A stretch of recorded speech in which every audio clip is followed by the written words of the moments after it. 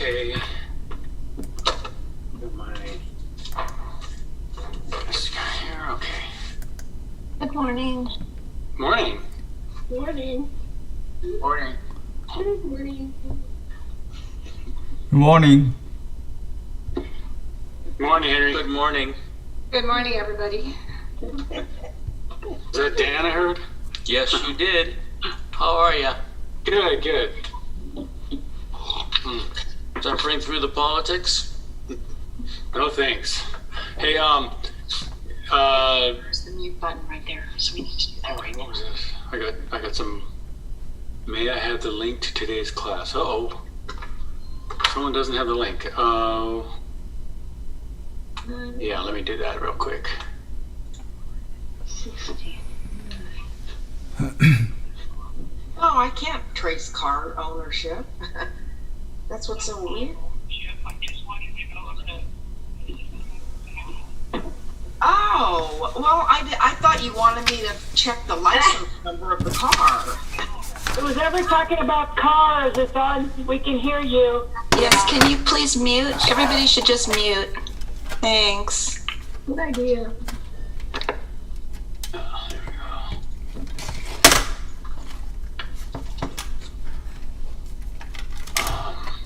Let's see.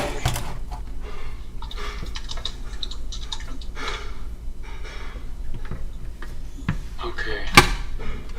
Let's see who else needs something. Oh, well, just so you all know, if you need to come into class and you don't have the link, you know, right on the link it says the numbers. So if you look at that link, it says the meeting ID and then the passcode. If you write those down, then every time you want to get in, just say join the meeting. You can write the number for the meeting ID, and then it'll ask you for a passcode, and that's what I have down here for the passcode, and then where's Foothill, and then you're in. So you don't have to have the link to get in. It's convenient. But if you know that, then you're always good. You always have a way to get in. So. And my particular version of Zoom actually has a list of all the places I've been, and all I have to do is type in an 8, and it brings up the list, and it'll show me Rob Sherrill's meeting room. I just click on that and put on my, so that, I don't know that your Apples will do that, but Androids do that, I think. I know mine does that. My computer does that, and my Android phone does that. So let me turn on my air conditioner here. Hold on. Rob?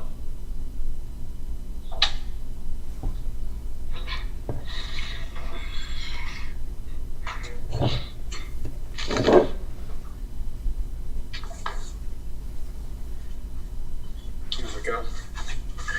Gotta have some fresh air. Rob? My air conditioner wasn't on. Just my seat here. Ugh. Okay. Rob? Is there a question? Yes? Yes. Do you want to make an announcement about the presentation on Saturday? Oh, yeah. You know, did everybody get that in the mail? They should have sent you. No. No. No. Oh. No. No. No. No. No. I guess no. I didn't get one either. Gosh. Or maybe I did. Let's see. I don't think they've sent it. Oh, that's a little quick, isn't it? Oh, well, they haven't sent it to me. I don't know where you go to do it. Will it be our sign in, your ID and the Foothill password? Well, what's I would it assume for? that's what it is. I would assume that's what it is. Yeah. George, What what's is it for? Oh, they're doing a little thing on me at the Creative Arts Group. Oh, how nice. Yeah, I'm gonna have some paintings up over there, and it's not a little thing actually. I'm gonna have a lot of work up there. They just asked me for more, so I have to run down a whole bunch. Does it run all weekend long or? Oh, it'll be up there for a few weeks. Yeah, until the art festival in November, I would think. Oh. But you'll probably have to take it down a week before the art festival or something. Yeah. Set up for that. Is your art up now, Rob? Well, they're starting to put it up, yeah. So, but it's not up. No, I mean, I haven't even got all the paintings over there. I did a big painting for Marcia. She said, "Rob, we need a really big painting." I said, "Okay." So I did one, and I would just really love it. And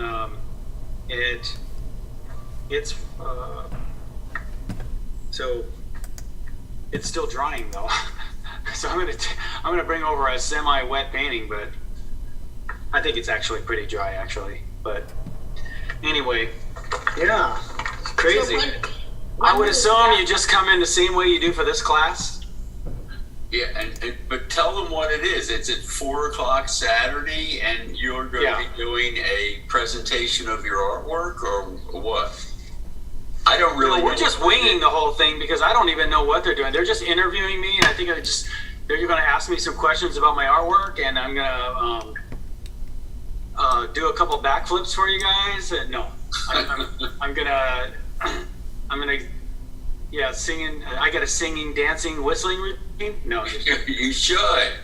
I should throw a little comedy in there. And let me ask if I cannot make it at 4, will that be tape recorded and we can have access to it later on or not? I would assume so. Yes. I mean, absolutely. Yeah. In fact, I know. They're having someone edit the video too. So I don't know how that works. I assume they're going to edit it and put it back up there or something. I can do that too, but there goes your song and dance. I know. Yeah, I know. The whole world will see it. Yeah. No.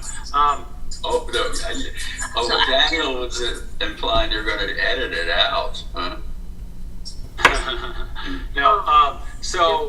Is there a link? No, they'll just ask me some questions about the artwork. It's this. I would assume it's this link, unless they're going to do it through their.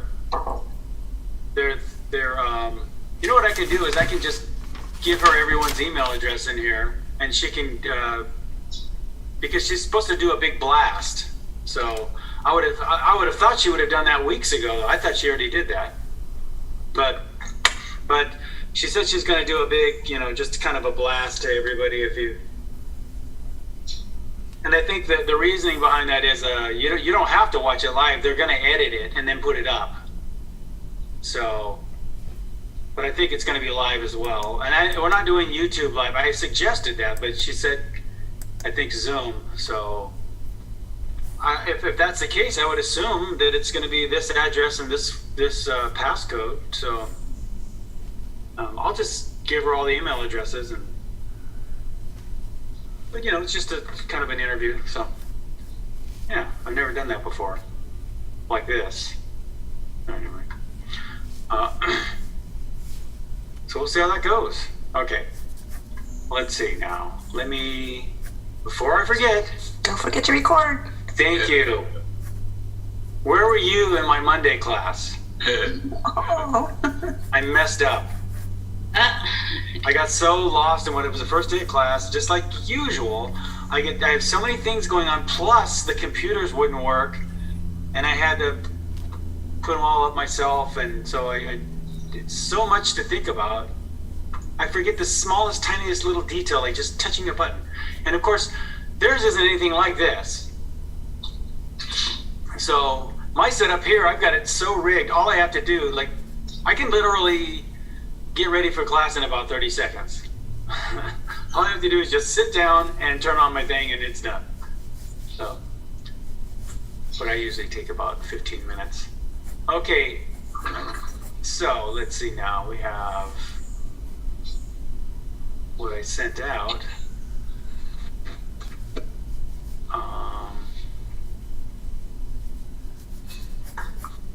The lattice. Okay, there's the picture. There's that picture. Oh yeah.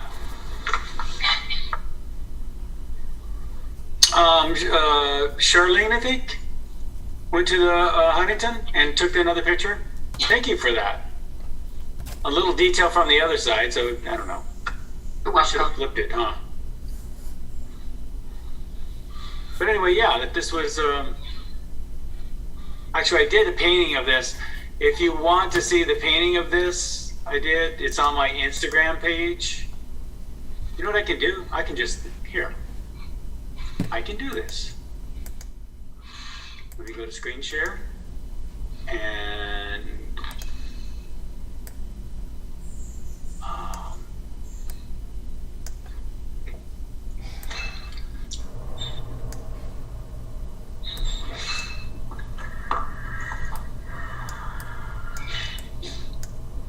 are you seeing my Google page right here? Yes. Okay. Yes. Wasn't sure if I hit the right one. So here's the Instagram. And there's the painting. Oh, yeah. Yeah, Beautiful, Rob. thanks. So it might look complicated. It's actually, I found it to be not so complicated. Rob, I noticed they cropped it on Huntington Yeah. website. It's good to see the full version. The full version, I know. I don't, you know, I don't even know. You know what? Hold on a second. Give me like 2 minutes. Oh, you got the original.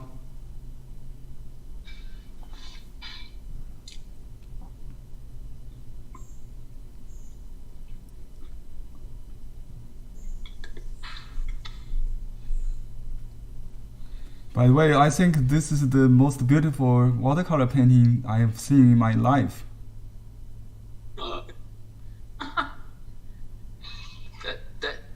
That's a wonderful compliment. Yeah. I've tried numerous times to paint like this, and that's the very reason I joined his class, because I couldn't do it on my own. Last year in September. Yeah. It's all clean. Before I put some dirty dishes. Oh, I didn't know it. yeah, you were here when I turned it on.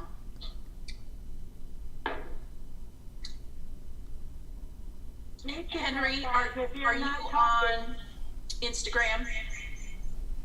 I'm also on Instagram too. There is an artist called Yang Hong Song. Do you know him? Yang Hong Song. I don't know. I'll send you a link. You might appreciate his work. He's Okay. a former Disney animator, and he quit his job so he could paint full time. And you might. Yeah, you can find me on Facebook with my name Henry Lee. Maybe you could post that in the chat so the rest of us can see it too.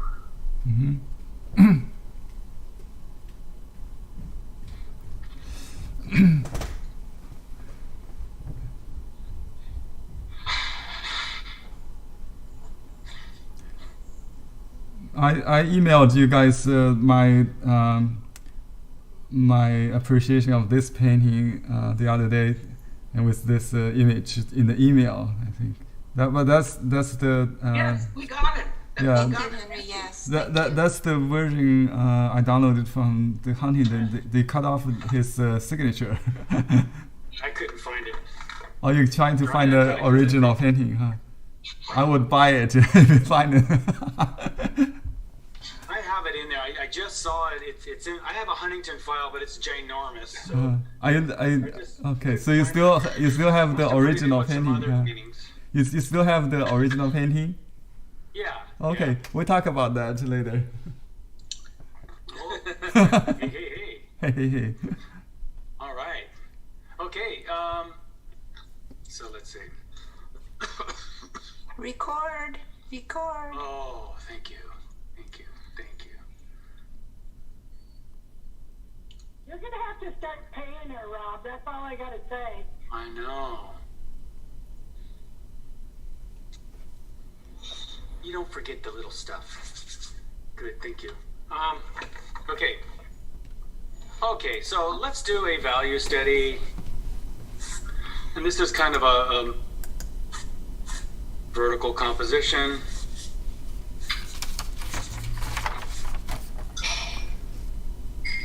Thing in here. Bring up my little web page. Okay, there we go. Okay, we're okay.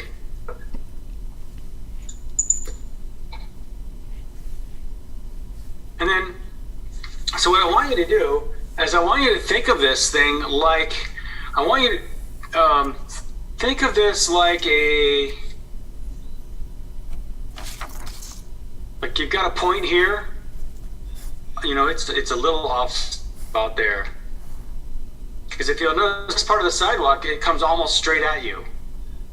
So that's where I'm standing, almost right on this side of the sidewalk. And then way over here, you see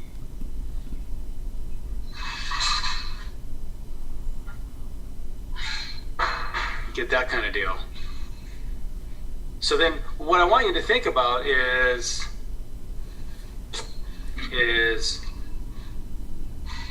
from there,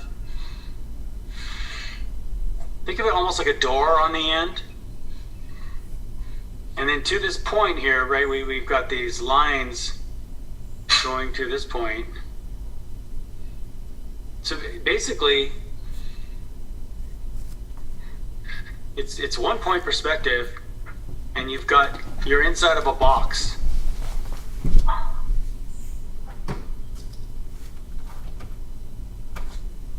So like, here's the point here, like this, and it just goes out to all these points like this.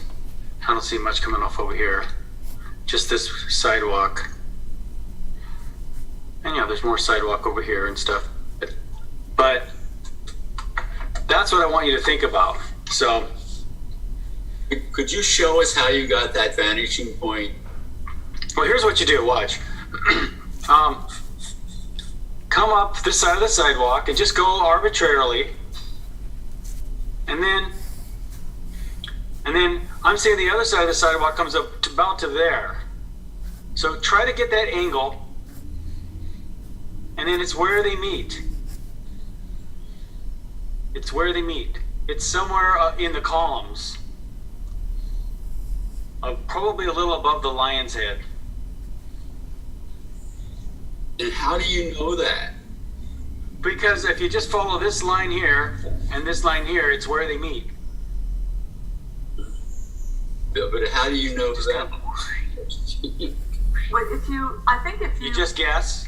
I mean, mine's actually a little off. Probably somewhere in there. If you hold your pencil up to the picture, you can see the Yeah. You could do that too, sure. If you want to, if you have the photograph, well, here's what you could do. Let me. Well, Rob, if I put my pencil on the photo, it reaches behind the lions and not at their head. Okay, let's see where it is. I mean, if you look at my painting, I'm sure it's not the same as this. So let's see.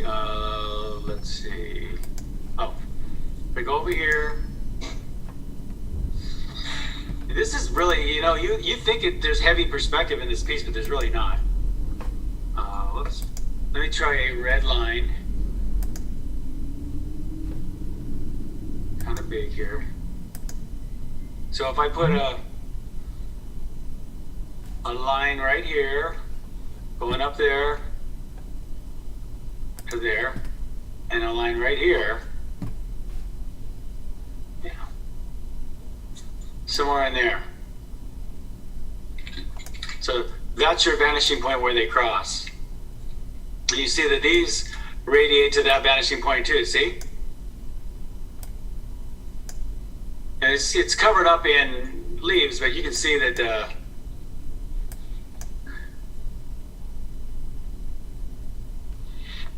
this you'd think that this side would too. I guess it starts right here, huh?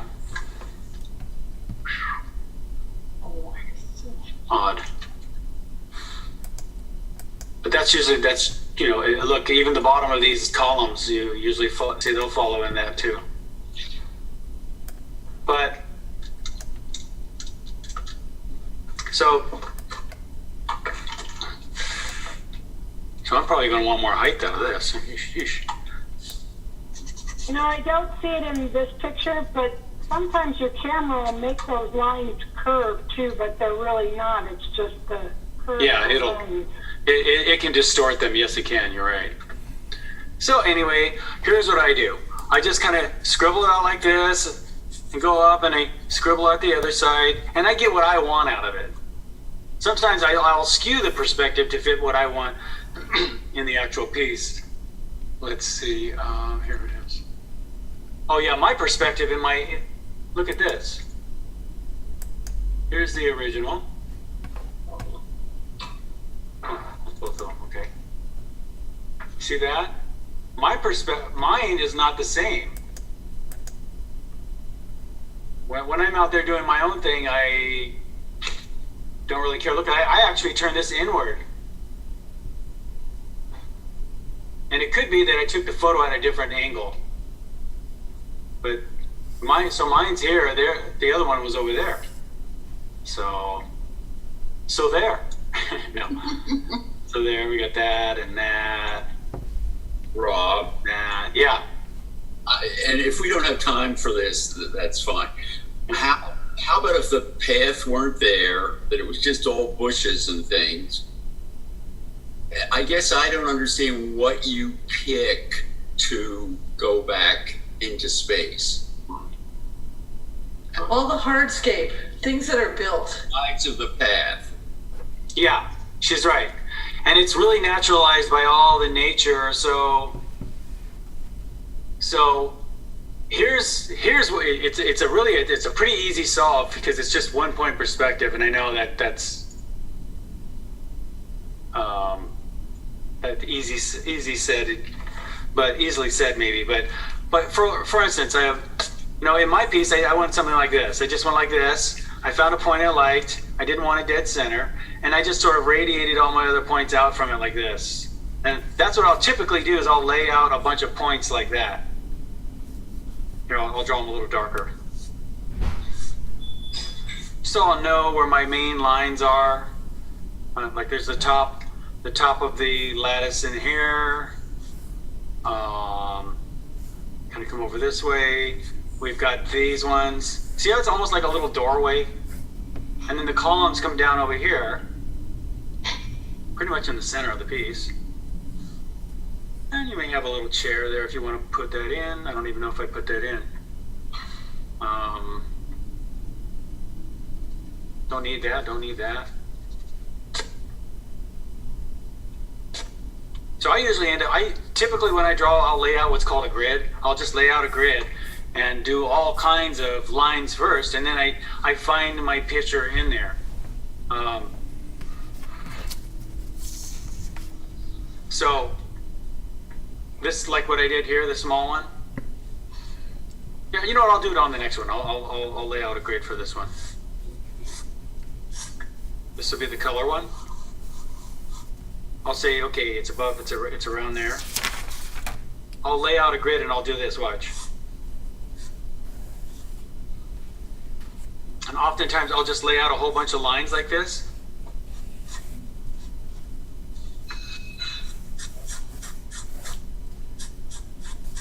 Like that. See what I did? Yeah, that's loose, right? That's really, I could have been much more technical about it, but I'll lay all those out before I even do any drawing. That's not even in the drawing right there. That's just a grid that I can work on. Now, I'll show you how I find that in the next one, right after I draw this. Okay, so we have this column going up, and I don't think I included this much lattice work up at the top in mine. So that's fine, I'll have a little bit in there.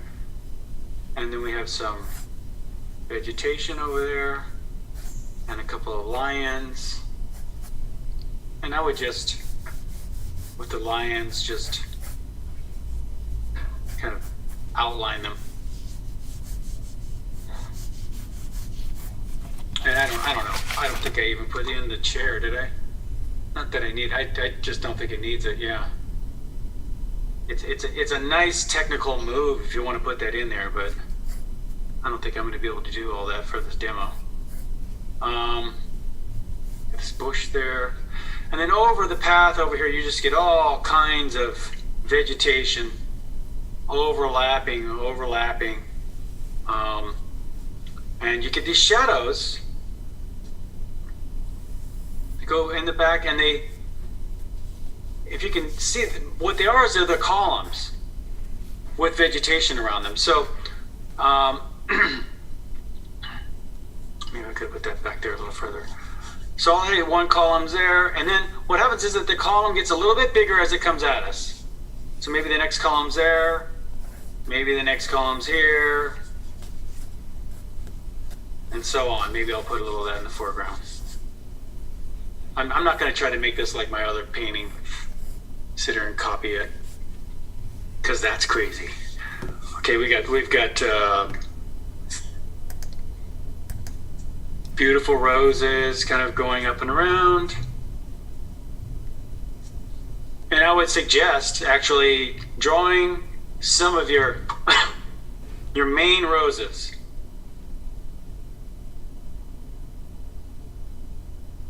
And we have some of these columns in the back. Most of this stuff is just covered up with all kinds of vegetation. So don't even worry about it. See how complicated it looks, but it's really not. I think those could have been bigger.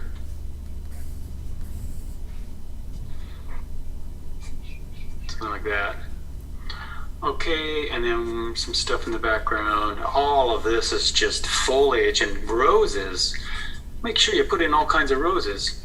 Maybe I'll take one and break this stiff line here, or I'll break it up with some vegetation. There's a lot of vegetation over there, actually. And some roses, because it's the Huntington, and we know how they are about roses.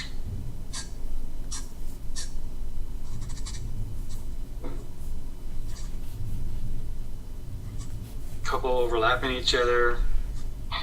Okay, something like that. And, I'm gonna mute everyone here. Let's see. Participants. Let me do that. Okay. Did I even pin myself? I didn't pin myself, did I? Well, I didn't pin myself, gosh. So that means if I accidentally don't pin myself, that means that if you're not muted, it goes to your, whatever you're doing, or your face or whatever's on there, so.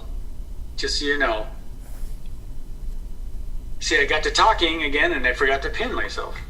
Okay. All right, so let's do a value study here. And I can tell, oops. Yeah, we've got all this in the background. Pretty dark, and they're really silhouetting the lions. The lions are a big deal over there. When I was looking for my Huntington piece, I did see a painting I did of the lions. There's another one. I have so many paintings of the Huntington. Need to make a book or something. Okay. And then all of this vegetation over here is pretty dark. What I'm doing is I'm going to go around my little roses there. Now in the value study, you don't have to that might be a little technical for a value study, but I just want to warm you up for the actual piece. Because we're going to put down some statements, some big color statements first, not last. We're going to put them in first. Okay, there's a little light here, and then we've got these little shadows going across.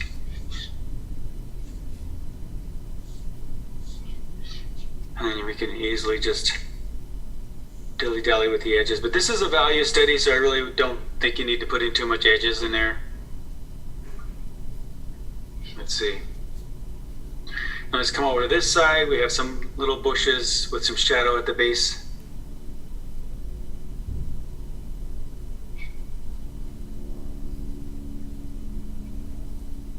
And some of these very light shadows on the, whoops, I almost put my brush in my coffee. Don't do that, Rob. Very light shadows on the columns. Oops, wrong painting.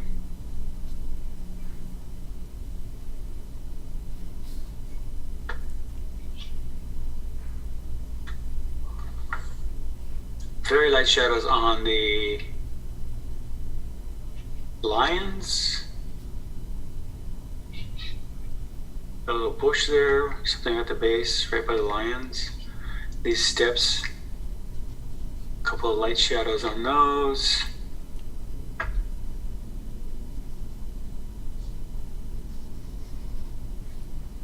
And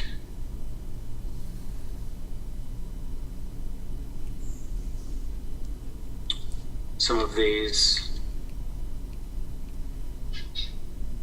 branches coming up and over.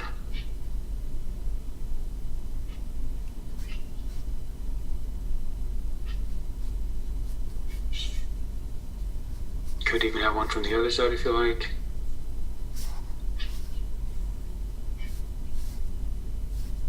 And then there's little darks. So I'm gonna dig in with some pretty dark stuff in here. Really come back and smack some of those. And they're not extremely dark, but we'll want some darks around the lions, because that's a focal point. You know, whatever you want to bring out. You might want some dark around some of your roses. I'll put a little bit of dark around those. A little dark down at the base of some of these bushes and up in the corners I'm looking at. Down there at the base of some of these.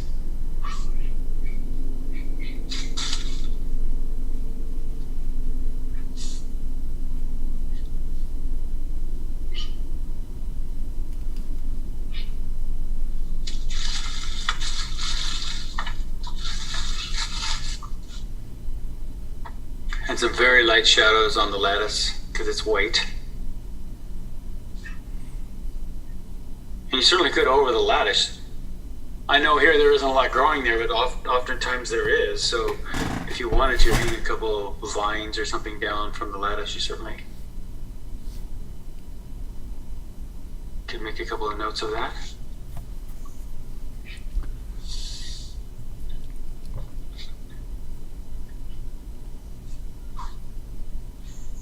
Okay.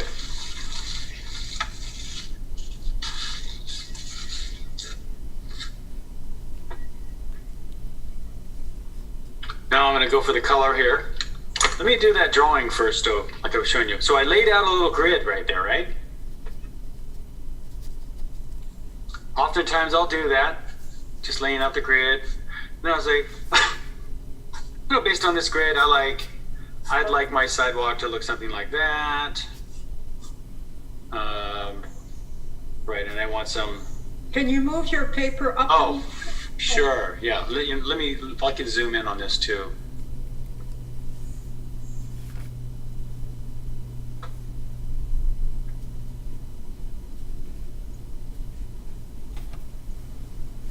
Yeah. So I'll lay out a little grid like that. And oh, what happened? There we go. Okay. And then I'll come across, okay, I'll say, I want about that much sky. And there's a column with some vegetation around the back. Vegetation, vegetation. So we get a little opening of sky. All this will be sky with lattice going through it. And I'll throw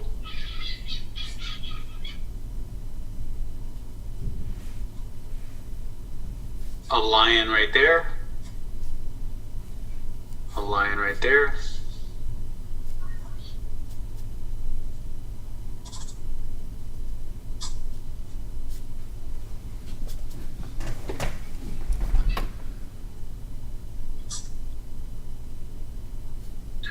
There's verticals along here, but there's so much vegetation you can hardly see it.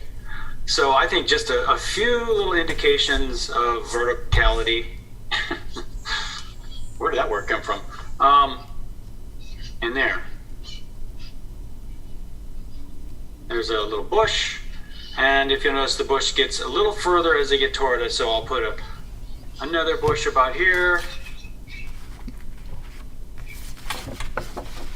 What is that, garlic or something? I'm not sure. And then we have another one right around there. And then up, we've got just a big bunch of leaves, and we have a nice, precious little yellow rose right there, which is really great. And you could just put roses wherever you like. I'm sure this gets much rosier than this. But I see some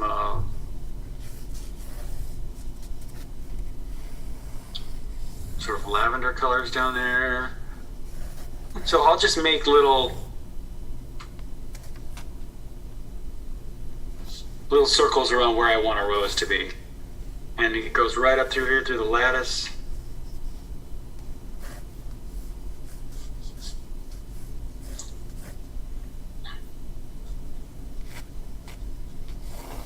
Something like that. A couple of roses in there. I have this one. I'm sure there's a rose off that one. And as you can see, you can't really see the columns back here much either. A little bit bigger than the one in the foreground, then it gets a little bit smaller. A little bit smaller.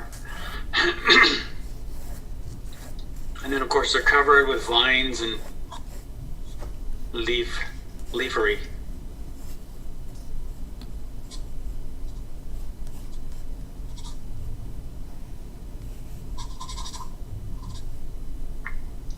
So that would just be one bush, maybe another one over here overlapping,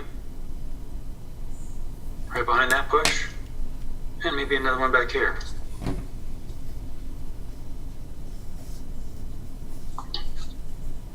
And then I'll say my first shadow is about there.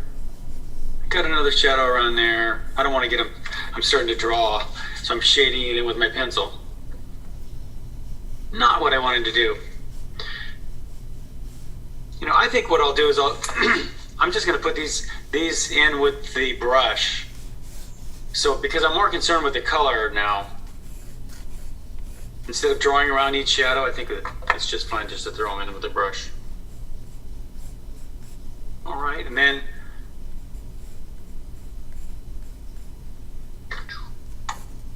let's see what we got here.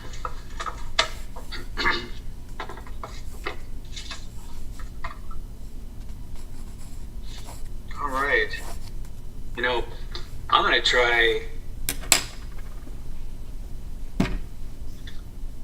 some of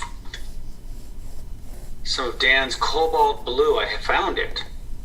Just have a little bit left for this painting today, and I think it's over. So a little cobalt blue back there, maybe back there. We'll see. Mine's a little dark for this. It's a very light sky. Like I say, you know, it's your painting. Do what you want. Now, right in the beginning, really clean that brush.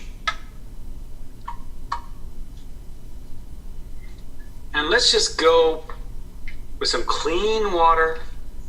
And I'm going to try, just take your CAD red, try some, a couple of those.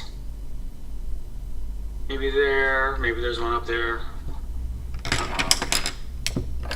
And you notice how I painted them a little too big. Paint around, when you put in your little circle of where you want your rose, put in your color a little too big. Because then I can come in, here's this yellow one. See, I'll put it in a little too big. Now, I can come in with green around it and shape it. So oftentimes when I paint them, I don't even draw them in. I just throw in some color and I paint around it, and what's left over is the rose. I mean, I do that with a whole lot of things, but it certainly works in anything that's really saturated like this. So, now a lot of these yellow greens up here are very yellow too, so we'll hit some of that saturation too right in the beginning. But there's pinks in there. If you want to make a nice pink, just take a little bit of your magenta. There's a pink there. Just a little bit of watered down magenta makes a really nice pink. And then if you want it more like a deep red, just add, less water to it. And we could just dab these around and see they're almost the same size, so I'll make sure I overlap a couple and have a couple small ones beside them. But I don't even think I used a lot of roses in this when I painted it. Well, a lot more than are in the picture. So now if you'll notice, there's quite a bit of yellow green in this. So before I hit any of those dark greens, I'll come back in, and I don't want to get too crazy with this because we got to do the painting. So let's see. So for all those, yellowy greens over here, hit those first. If there's some down in the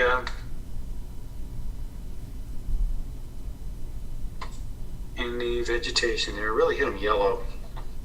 You're almost better just to hit them almost just as yellow as you did that. I'll hit it really yellow.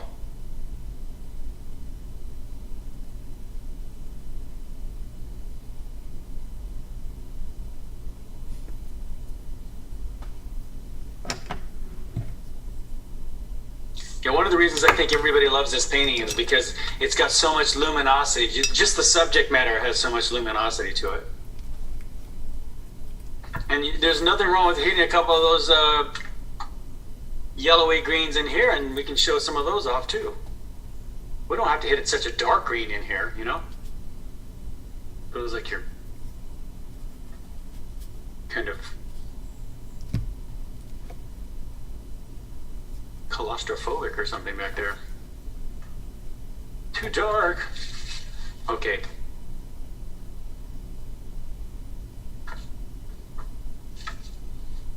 I'm going to go ahead and hit some of those shadows on the ground. And I'm going to go with a violet. I mean, if you want to grade it down, if violet's too strong for you, then just add a little bit of yellow to your violet.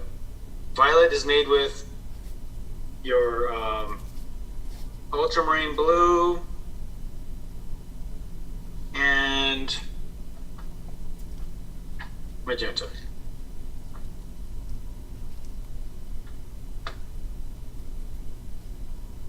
There we go. So I'll just hit it in like this. Yeah, that's a nice color.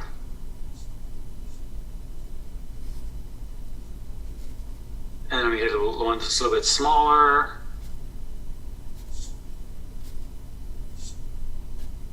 And smaller. And they get thinner and thinner as they get further away. So they're just a line. Not a lion, a line. Sorry.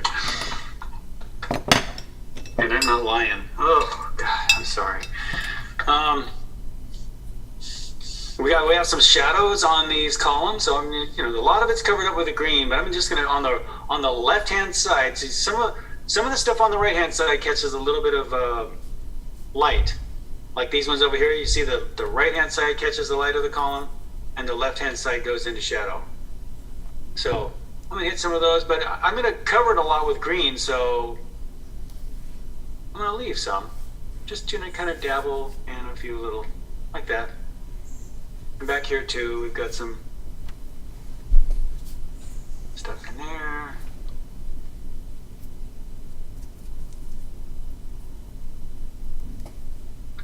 We have these columns over here, columns everywhere. Very official.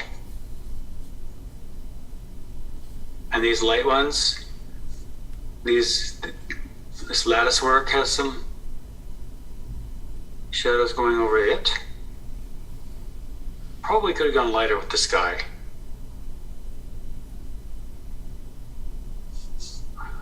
All right. Take that right into there.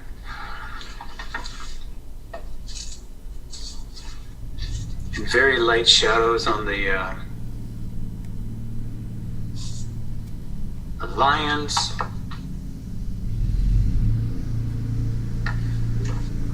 And then I come up with some darker green shadows, so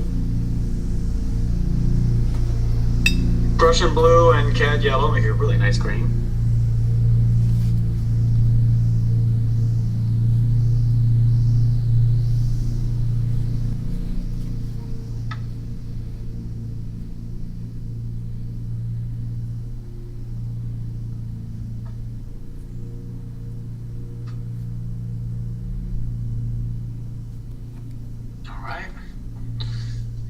See these darker greens in here. They're dark. They have variation to them, so occasionally add a little bit of red to your greens. It'll kind of naturalize your green.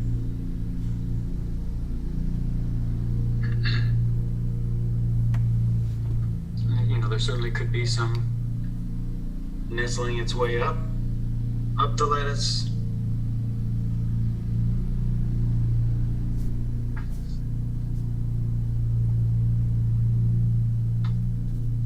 Just painting the shadows of the foliage here. And by the way, you know, I'm not against even hitting a little bit of gouache on these to get it, or hitting a little white on there first, let it dry, and then come back and glaze over a little color. So if you happen to mess up and you want to go back over that, there's always room for that.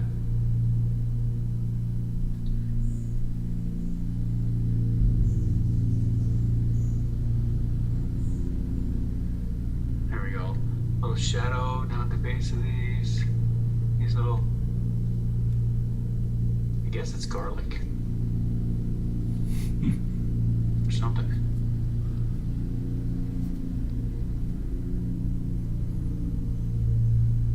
And overlap. There's brown too. There's brown dirt. You can make a brown out of just cad red, cad yellow, and ultramarine blue. And then make sure you dominate it with the red.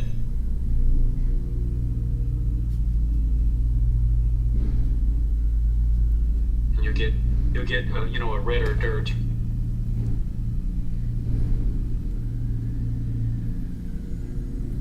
So let's see, it's hit this pretty light.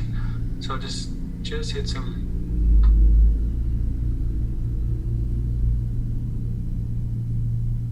Lighter.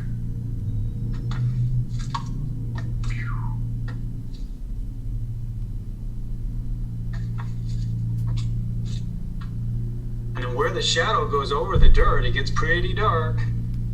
Let's.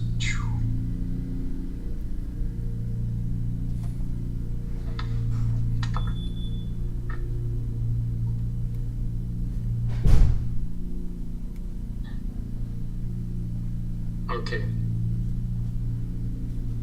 And you know, for some of this lattice work, I forgot to do the long ones. Let's see, I'm seeing some that go like this.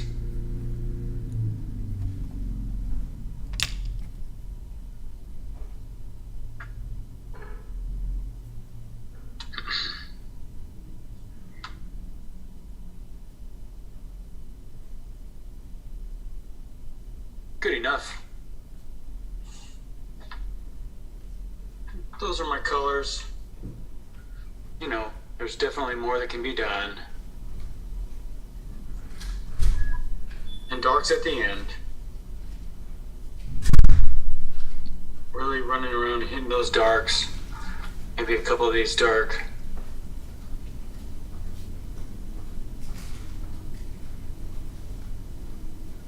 Maybe a little bit on the dark side.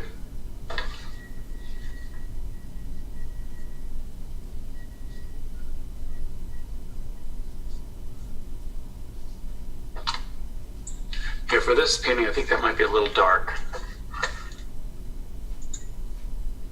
And that's why I do the steadies. Now, I went, here, I'll show you again.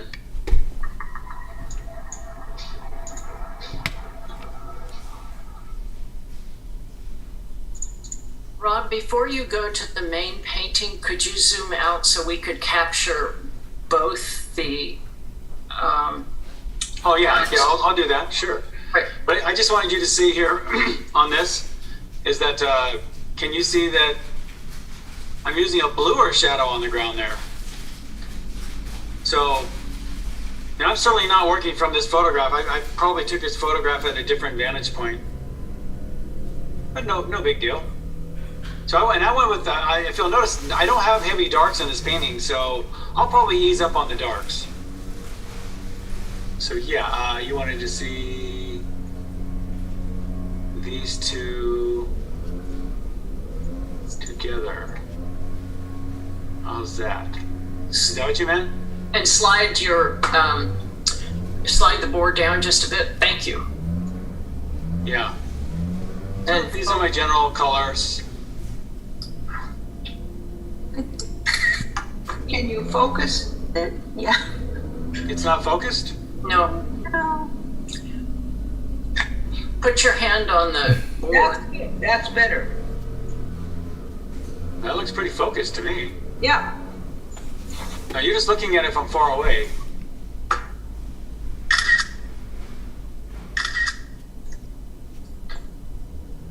Yeah, I mean, I can focus. I have autofocus. Watch, I can autofocus this, and that's autofocus. But I actually have it on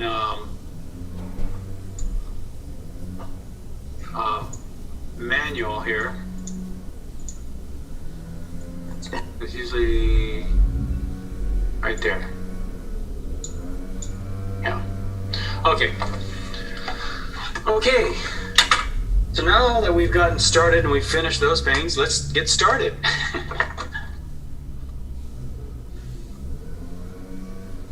Okay. Now here's what's weird about this.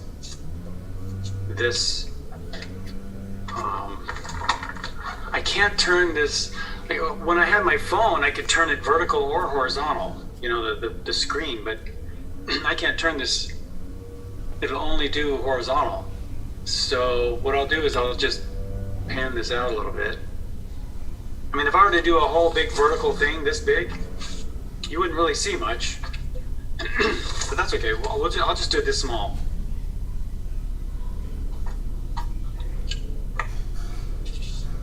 And I'm going to just use as much as I can, so I'm going to take it actually all the way out. Not that big.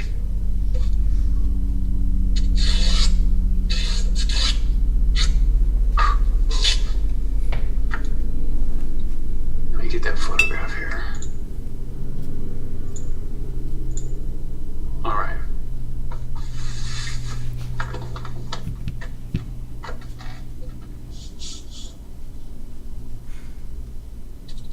I'm just going to say my line's about there. Now I notice that, right, this one's coming off and it's cropped up here.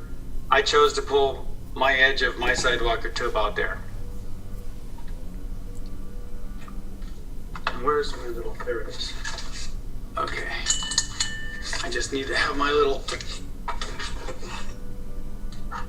color steady. Okay.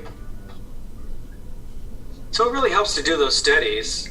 You know, I just did a big painting, and I did some steadies, and it really helped. I decided to do it just like I do in my class, because a lot of times I just go right into the painting. And Rob, make sure you mute yourself. What? could you ask everybody to mute, please? Yeah, I'll mute everyone. There we go. And there we go.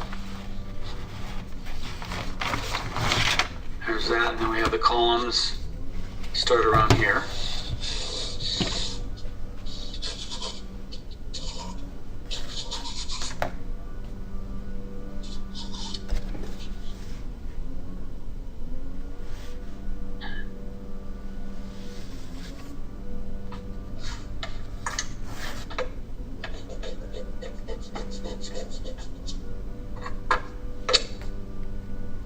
It's actually up a little. Huh? No, that's about right. Column and a column. And there's just tons of stuff going on back there. Well, we don't have a lot of room on this side, do we?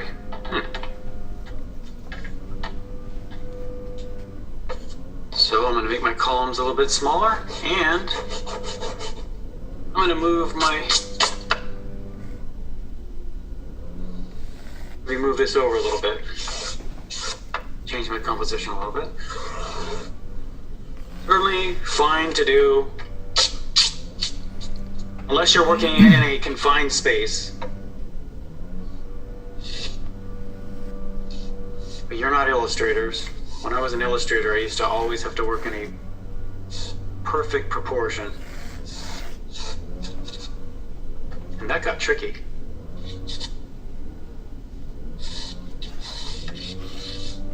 So we'll see, that's my first lattice there. And maybe my second one about here.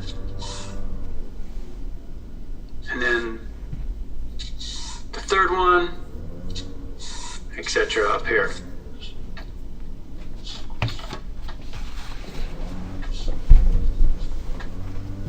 It's kind of thick. And I just kind of scribble them out first like that. That in there. And then I have some of the little verticals in there. And come up here.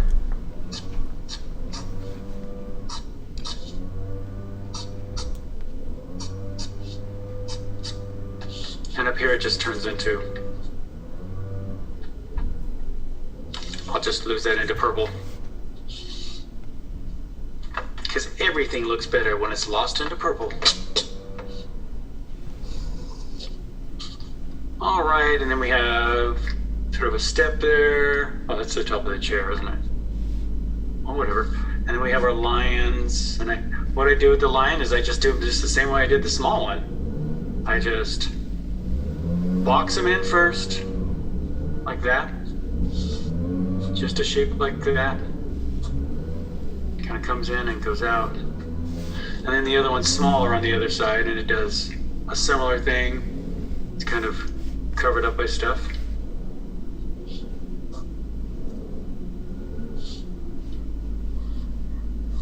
I don't even think I put much detail into the original. A little bit. I kind of push their chest out a little bit to make them proud.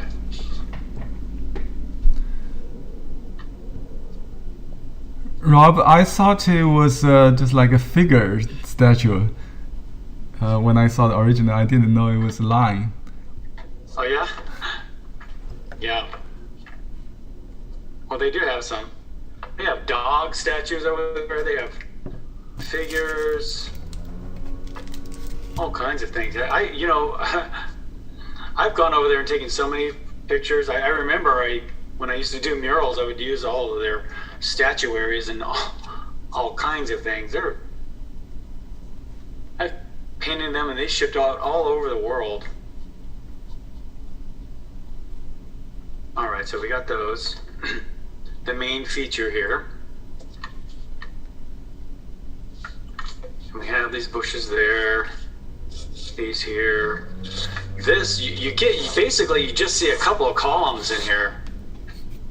And what we'll do is, how about this? I'll make that one there. I'll make this one a little closer to it. A little closer. So it feels like it's going away from us. And there's even a couple small indications of something back there, but I'm not going to make too big. But that's about all I put in. That's it.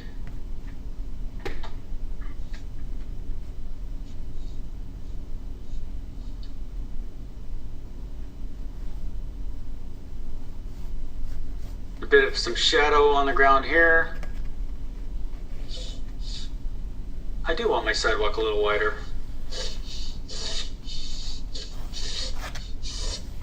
More sidewalk. I want to make a big deal out of the blue on the... And I make these changes all the time. So feel free, please.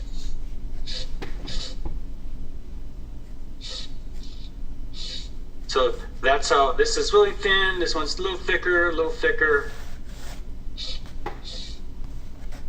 And I think in mine, I know these are going at an angle because of the light source. There they are. Okay. Yeah. You know, I put in very few cross shadows on there. I only put in like 3 or 4. So I think I made this one quite a bit bigger. And then maybe this one quite a bit bigger. And there's all like maybe a little bit here on the edge. Rob, I noticed that the original emphasis on the vertical or the horizontal, the not the pillar, the grid on top maybe. So that leads the eye more vertical into the. So you downplayed the horizontal one. So what are you saying? You want me to draw it all over? No. I just noticed the trick you played in the original, which leads your eye more inside with the verticals instead of the horizontals. On the picture we see more horizontal, right? But on your painting. If I get into too much trying to copy the original No, picture, I'm not. I'll get all lost and confused. I just tell you what I just discovered. Yeah. Oh, okay. Yeah, I'm not going to try to copy that original. We'll just do something different, you know. I don't even know what I'm going to do here. But it'll be something pretty similar, I'm sure. Yeah, I mean, when I paint on my own, I have a rough idea of what I do, and then I just do it. And it comes out like it comes out.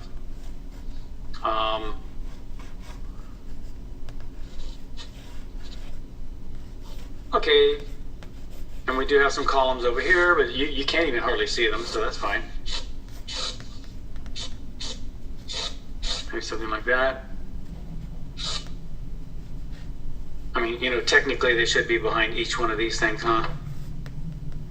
Yeah. Okay, sorry.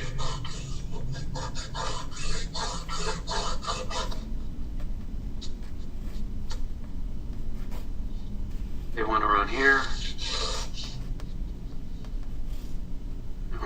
One there. Bigger one there.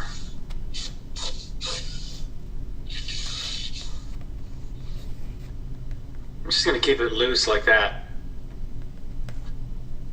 And I think, you know, oftentimes when I go around doing this, I'll just kind of spot where I want. I'm not, you know, you could draw them out like this if you like. So that's how if you want to be safe, draw little circles around where you want your roses to be. Like that. I'll do some safe ones here. And then I'll show you how to do it the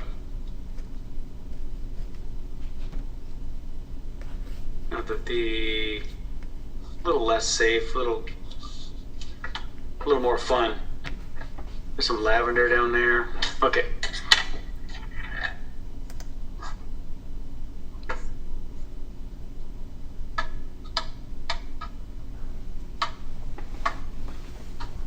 Okay.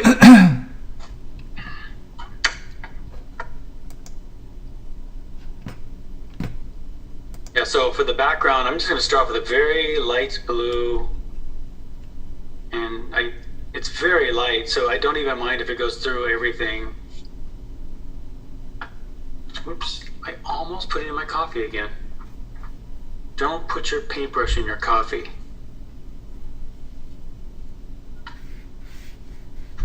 Gotta watch that.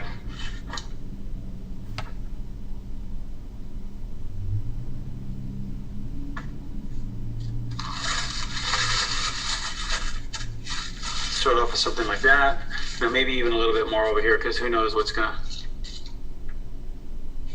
I don't know if I'm gonna have any more foliage. Just take it right off.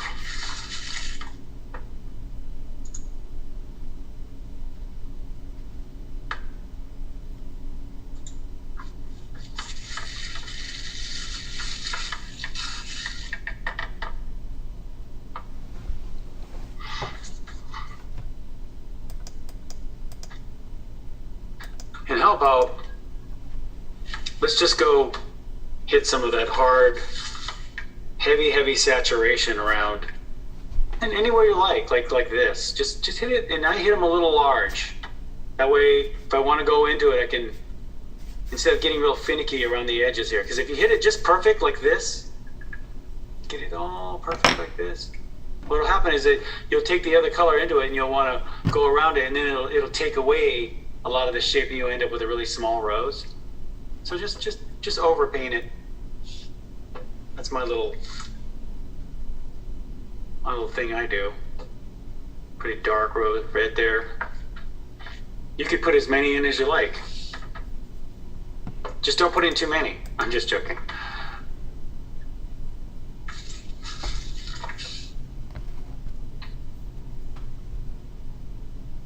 Just joking. So that's just cad red. You know, I'll try some straight magenta. And now that can be really pink. So that's a little bit bluer. But if I just add a little water, I can get this light one. A few of those around.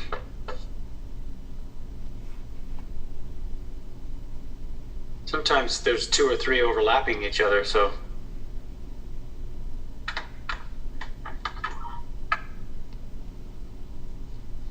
Maybe some of that lemon yellow, or whatever you like. You know, wherever you put these roses is kind of up to you.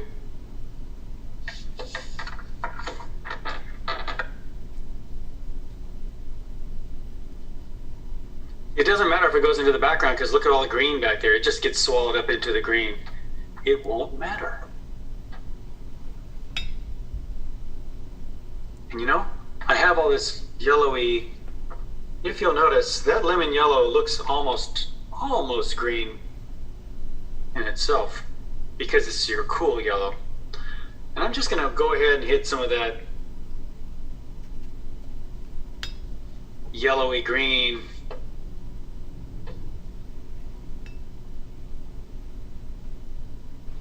all around. Now I'm going to throw shadows over this, so you'll lose 80% of this green.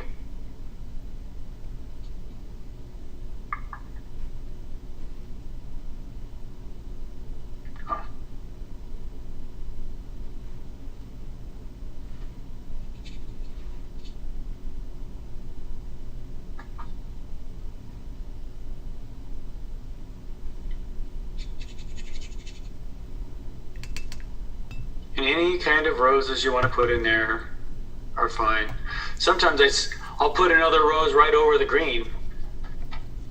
I mean, it won't come out as saturated, but sometimes I don't want all that saturation. You know, it's a painting, so you do whatever works for you. And there's some of that yellow, yellowy green. I am throwing just a smidge of Prussian blue in there.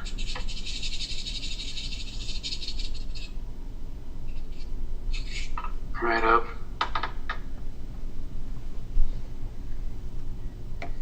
Catching that luminosity.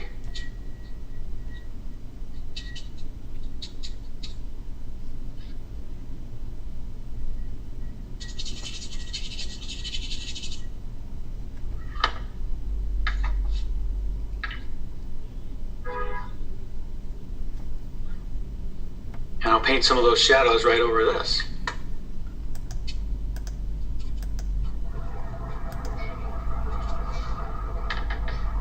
So see, it's really not as hard as you might have thought. It looks complicated, but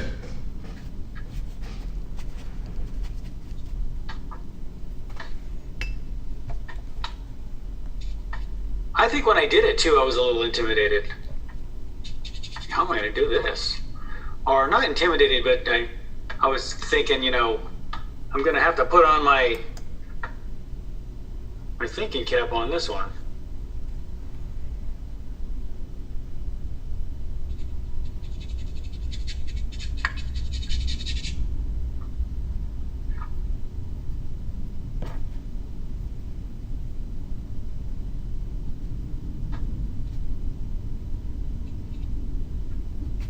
And I'll leave a little bit because I'm going to put in some shadow on these columns. Not very much, but here and there. Shadow on those columns. These in the background too have, it's a little grayer in the background. So I add a little bit of red to your green back here.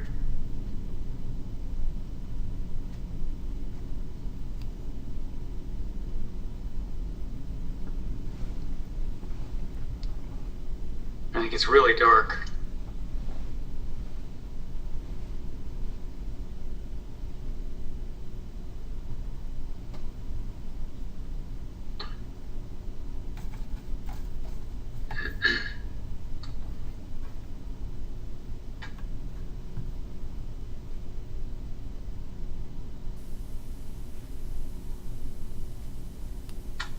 Just dry brushing some edges in there, just to get some leafage.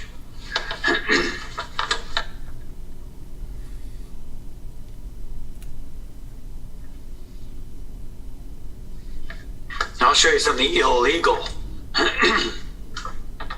Because in a watercolor you always have to do your darks last.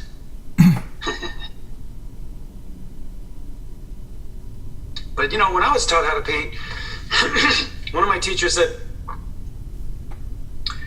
it's a good idea to establish a dark right away so then you can relate all your other your values to it. So why not just hit a little focal point in there while it's wet?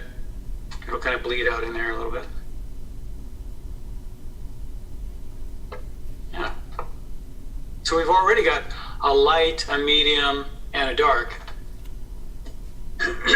You could do all your darks last, but I'm just showing you don't always have to do everything by the book. I certainly don't. I do what's right for the painting, in my opinion, and then I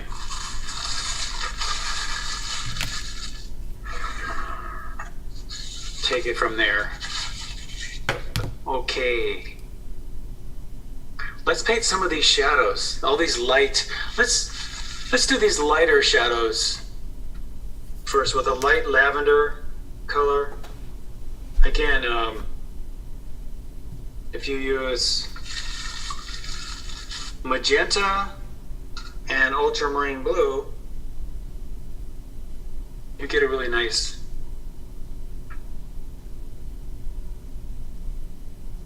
light. Let's see what that looks like. Yeah, and I'm going to leave a little light on the front of that column like that, see?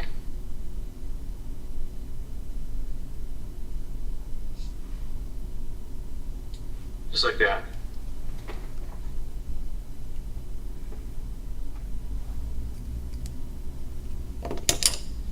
Maybe on this one. I want a little bit redder on this one.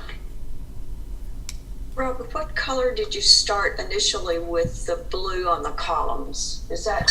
So ultramarine blue and magenta. Okay, thank you. Mm-hmm.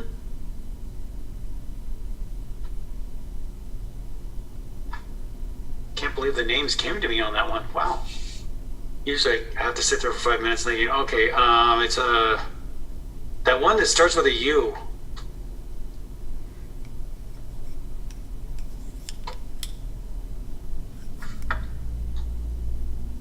So it's about the same value on these that go across. So I'll just take those across. Now you might think that's darker. That lattice is darker than the green, but remember we haven't put the darks in these greens yet, so I'll put some of these going across there.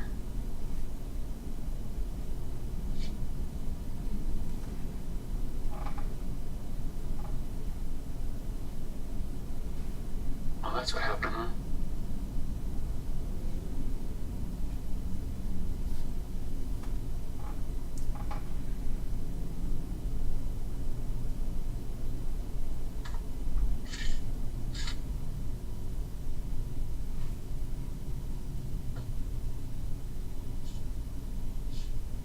I went with a little bit bluer on this one.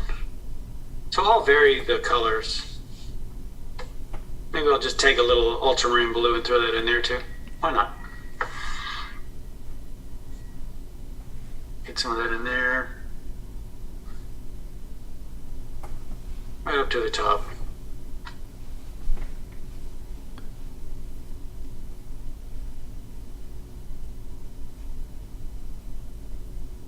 And then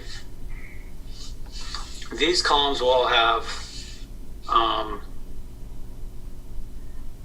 these will have color on the left side, because the light's coming from this way. So we'll take and put some shadow on this left side, and it does get, might be able to see a little bit of light on the right side. So what I'll do there is just take a wet brush,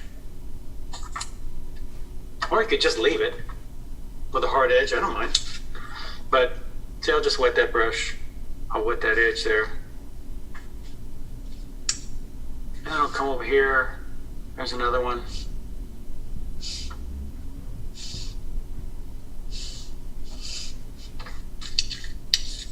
And wet that edge.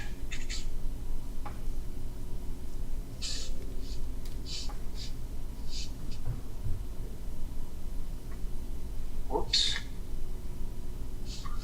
And over here too. Just a feeling of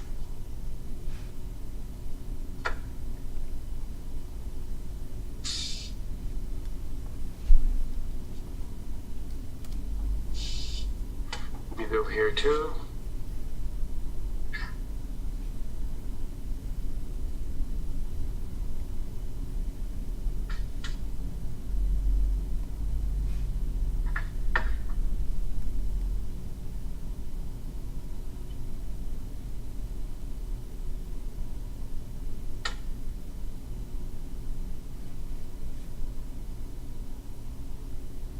So I'm only hitting parts of it because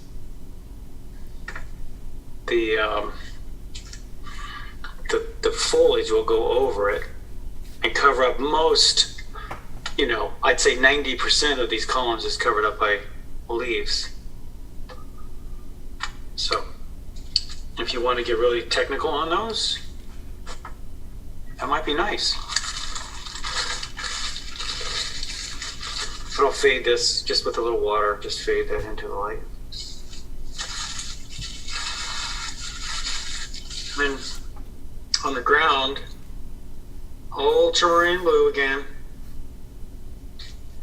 I'm gonna go pure ultramarine blue and see what happens here. So I can always add a little bit of magenta to it. Ooh, neat. We're a little dark on that one.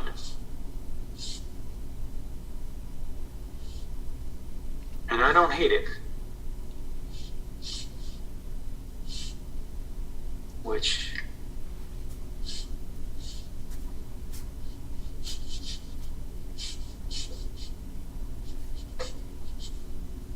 I think I'm gonna leave it seriously contrasty like that. Wow.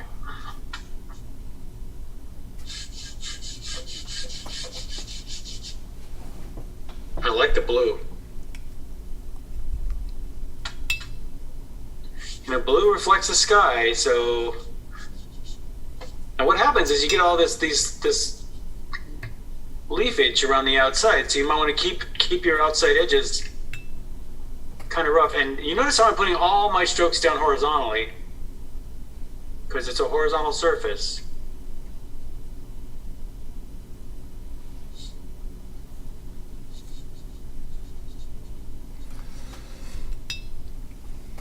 If you notice, these shadows on the ground are much darker than the shadows that are on the columns or the lions, because the ground is darker.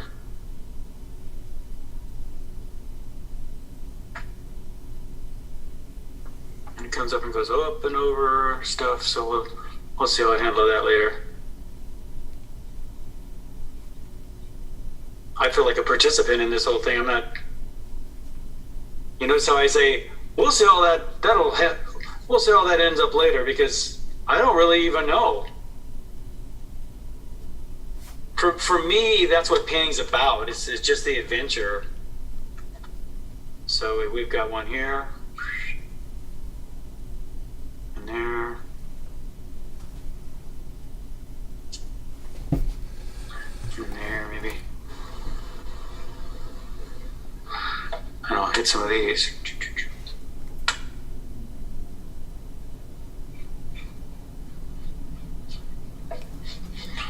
Good enough. I see some lattice work on the side here too. That can be kind of a couple little pieces of lattice I noticed on it, because they grow. I mean, they grow. They're up on the sides of these things, and they just kind of go like that. And as I put in my lattice, it has these little lines. So I'm going to watch. I'm going to do this. Boom, boom, boom, boom, boom. See how they're all going toward the point? And hard edge. Some leafage on there. Fun. Oh yeah, these I didn't know this lattice came off the edge there. That's kind of neat.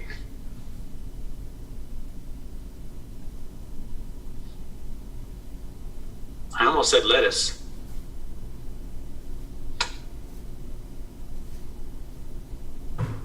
In fact, when I was writing lattice down there, I wrote lettuce a couple of times. I go, wow, how do you spell lattice?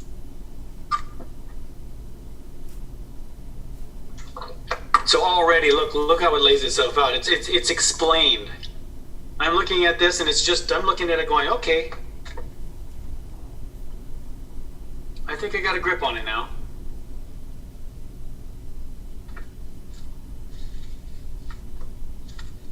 So I'm going to come into some of those very light shadows on our little lions. Maybe lighter. So you can always go over it again. And I think I took in some reflected light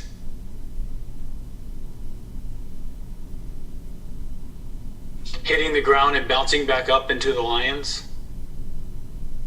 Mostly into like the underside of the lions.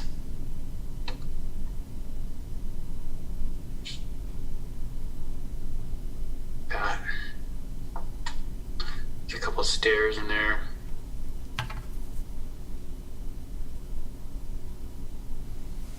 So take some of that green, maybe throw it on the top side, because there's some green reflected in the shadows that way. Then maybe on the underside, because the light hits the sidewalk. Quite often what I do too. I'll hit a little bit of something on the orange side. Cad red, cad yellow. Throw a little bit of orange down below there, see? Just makes it feel light. Like there's reflected light in all this white. Certainly could hit some more reflected lights into these shadows along here too. We have enough. There's plenty. Tell you what though, there's orange flowers over there. There's every color of every rose you can see. So I'm gonna take some of that cad red, cad yellow, and throw a couple of those in there. I kind of like these too, these little drips. Why? Because they feel like flowers and they feel like drips. Rob? Yes? One thing I like a lot in the painting that Henry emailed, your painting of this. Yeah. the stems and the branches. Oh, And we're not going to put those in. I'm sorry. You're not- I'm against. No, I'm just joking. Yeah, we're going to put those in here. Because I find those challenging, and You see how we're setting this whole thing up for those, actually, which is very common. I just, like that big painting I just told you about. I did all this work, building. So in the end, I could just put down my little calligraphic strokes of stems and things. And I know what you're saying. I know and it can kind of freak you out because you just did all this work and you're thinking, so what do I do? So here's what you do. Take your little scratch piece of paper and try a few, let's see, I'll do it like this. Try a few of those. Just play with them.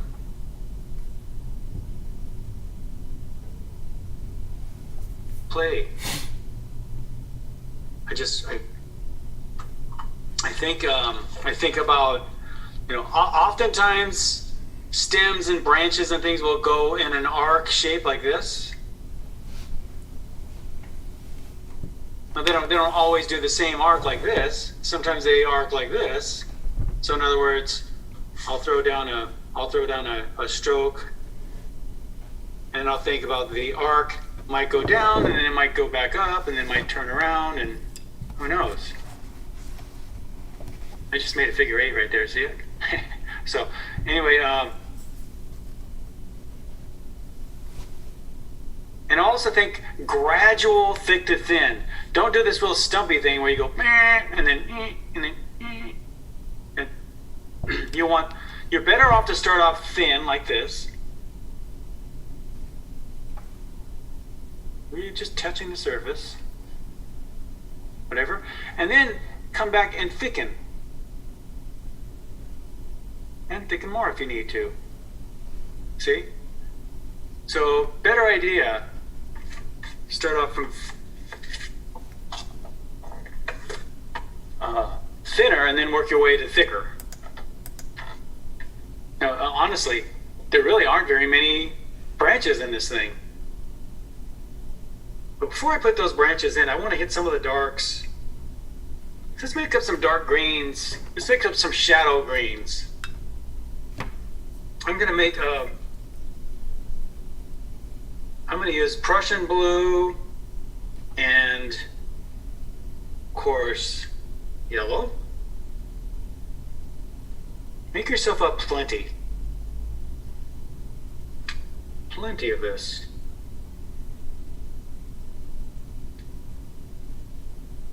And you know what? Occasionally throw in a little magenta in there. And sometimes the cad red in your greens can get to be a little too much. It can really gray out your greens. And I like some cad red in my greens, but very sparingly. Try a little magenta.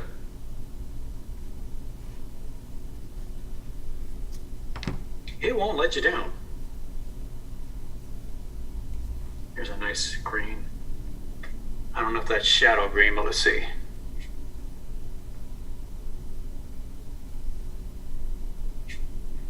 It's kind of blue in there. I like the blue too. I'm gonna hit some. Let's see what ultramarine looks like in there. Ooh, that's pretty. Okay, so I just go in and I hit. I'm not gonna cover up all my yellow because I want some of that yellow to look like luminous light coming through some of my leafage.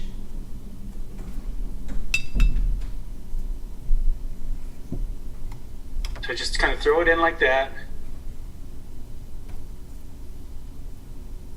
I'm getting kind of a dry brush thing going there. That's just fine. If you go a little wetter, you won't get those edges.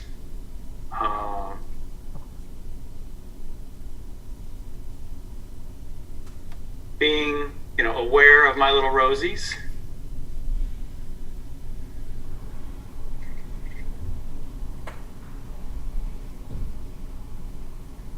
Bunches and bunches of leaves. And just take them right over because they come way off those columns. And I go right into my little roses like that. See, and I draw back into it. So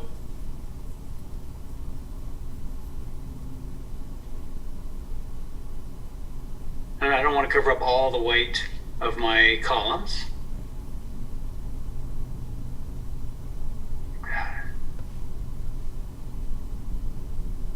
See, that really makes those pink stands out when you hit something dark behind it.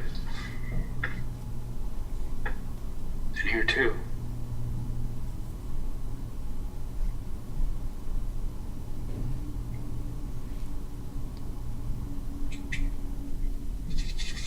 So just hitting the shadows in those leaves.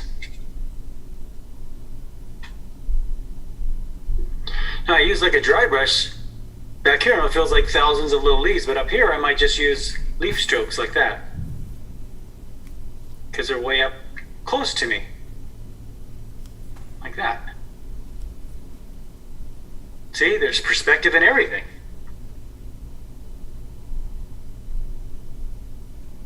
And you will get to, you do it enough and you'll get to a point where you don't even think about it anymore. You just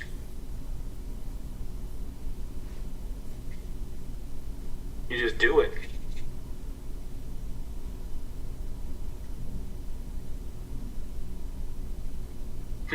I was listening to an interview on John Mayer, and he was talking about his guitar playing, and he said, you know, they asked him some technical question about scale improvisation or whatever, and he said, you know, I don't think about any of that anymore. All I think about is I feel colors when I play. I just work in moods. That's very much like painting. I mean, playing an instrument is very, very much like painting.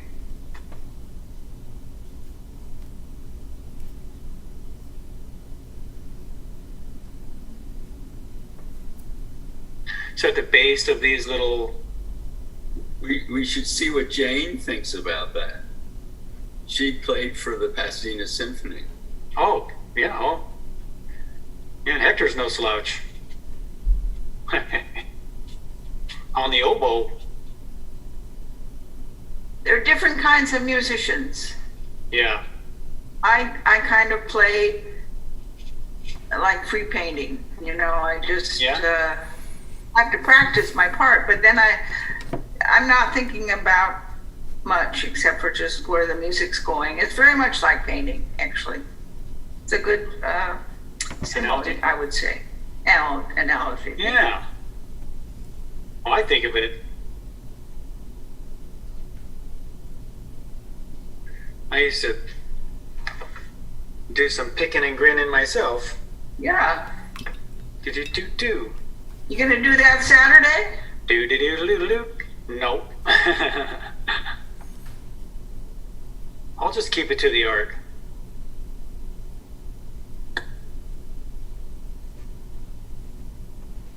Actually, I've got a pretty mean veggie burger.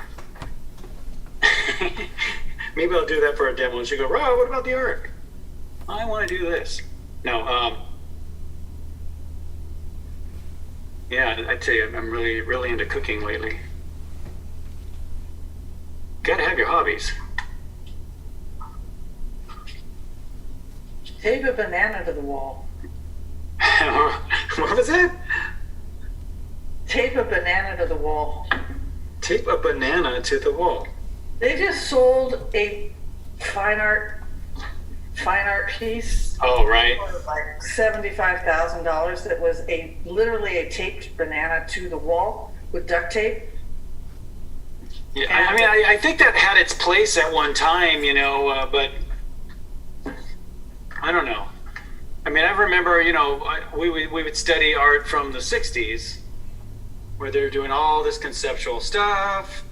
And I understand, you know, you're kind of saying that anything can be art, so why not, you know? And they had, oh my gosh, a lot of stuff I won't say, but you know, just some strange. I should be a little bit grayer back there. Yeah, and I don't know. Yeah, Shelley, I remember once they had this big show at Art Center.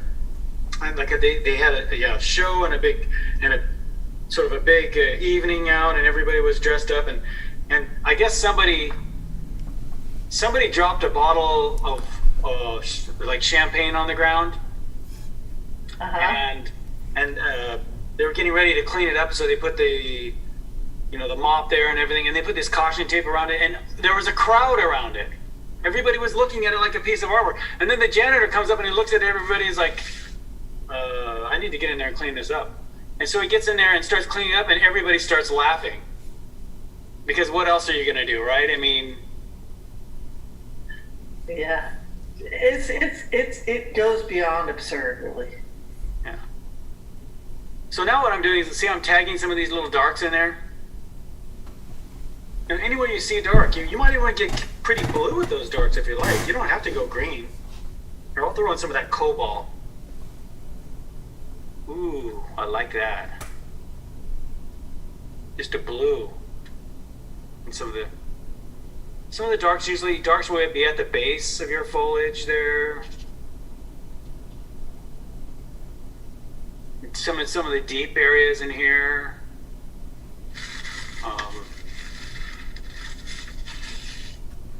We've got all this dirt to hit in here. And then I have to figure out my little plant over there. Gosh. What am I doing? We've got sort of bushes and stuff back there. Something dark at the base. And I'm just leaving it white for the light on the ground. I certainly could come back. Maybe we'll do that. Maybe not. Take a look at it and assess it. I remember, by the way, now.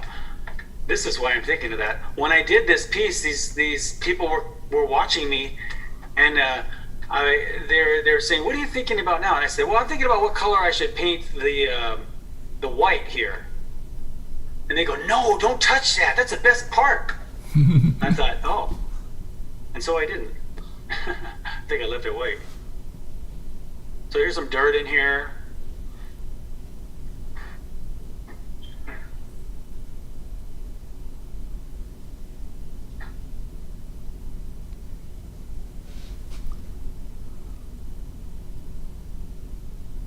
Hit it right over the shadows too, if you like.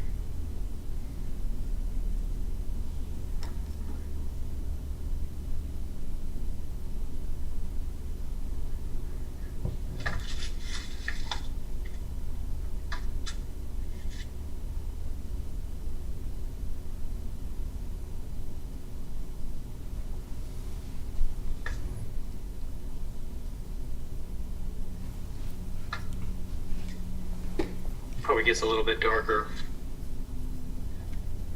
A little bit of dark in there. In the shadow as it goes on the dirt.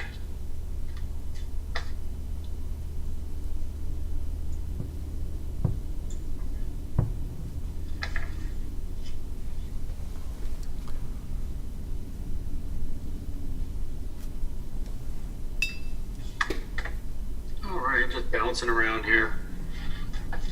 Bouncing around. I have all this luminosity here. I do want to hit a few little pieces of leafage in there. See how that's it. Just a few little, just to break up that. We've got a few little shadows of these little guys in there. These are just shadows.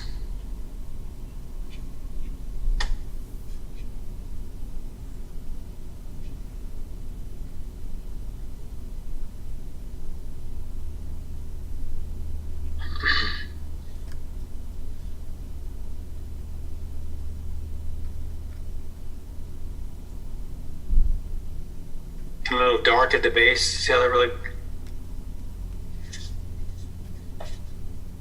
could be some leaf shadows on there too.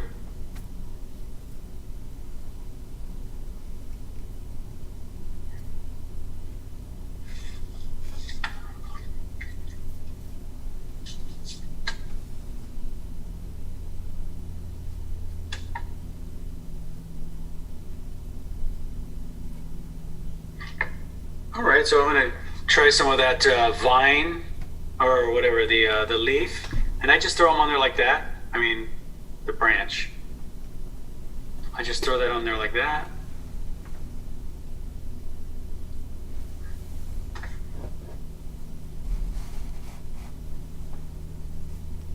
And I don't mind that it's going up to this flower here. I like that. Some of this kind of comes back to there. I see some kind of going up and around. It's pretty dark though. I think I'm gonna lighten it up a little bit. Just hit my little thing on there.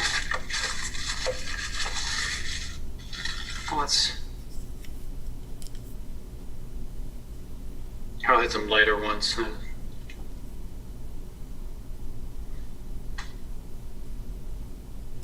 They're getting lost and found behind some of these, so I just do it like that. I just lose and find my stroke. So because some of the foliage is overlapping it, in this case, not so much on this big one. But we can just throw those vines up. They go up and around these things. They'll oftentimes go up in here too, and they'll go down, and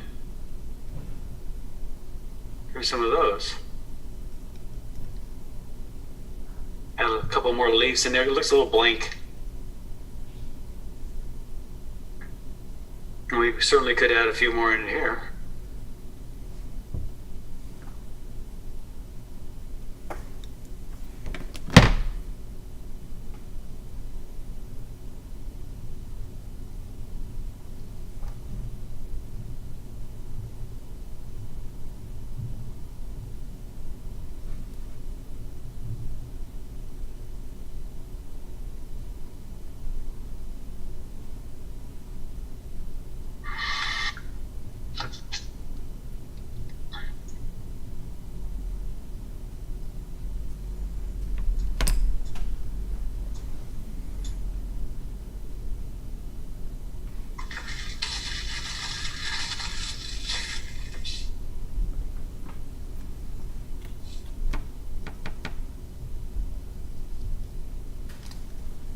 Yeah, that is a little dark. I'm just wetting it.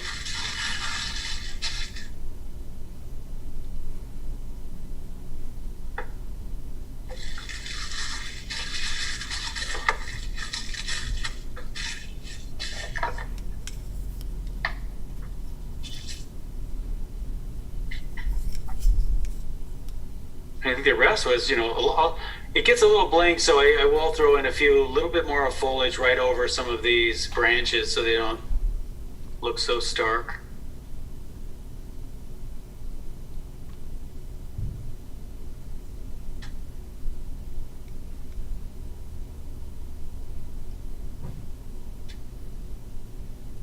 And you can add little shadows to your roses as well.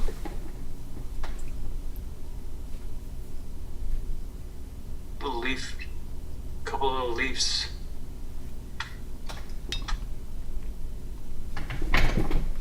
There. Maybe some really yellow ones where the light's hitting it.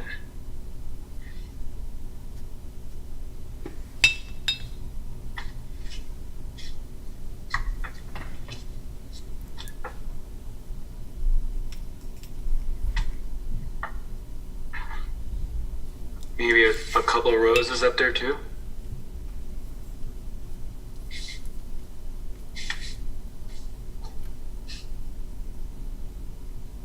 We sure got the red, yellow, and blue thing going on here, don't we? Full saturation. And oftentimes too, you'll get roses that shed their petals, and they'll come down onto the ground like this. You'll see little. And I know this isn't in the picture. It might even be in the picture. Let me see. They keep that pretty clean, don't they? I don't like that. I want stuff on my path. I want to walk on some rose petals. But you certainly could throw down a few of those, or it might be leaves on the ground too. But oftentimes when I have a stark path like this, I'll throw down a few little petals, possibly pink, maybe yellow, certainly some green down there too.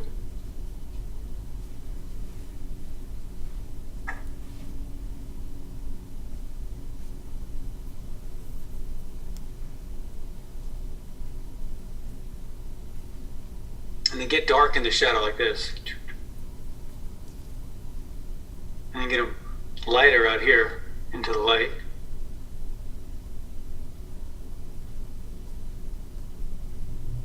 Just little bits. You don't need very much.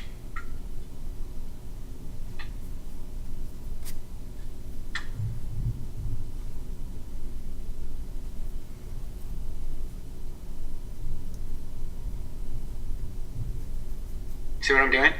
If you put a leaf in shadow, put another leaf in the light right by it, like this. Makes it feel like it's more in shadow. I do that with everything, by the way. I do that with rocks and branches. I'll take a branch going through the shadow and out into the light. I do it on purpose because I want to give that feeling that it goes from light to shadow. And for some, and I don't know why, but so many paintings I've done that, and I'll see that little transition and it just clicks with me. Hey Rob, that's a cool trick. So you lay your shadows down first, and then you come back in with bright color and the shadow is already there. Wow, that's pretty quick. Thanks. Yeah, thank you.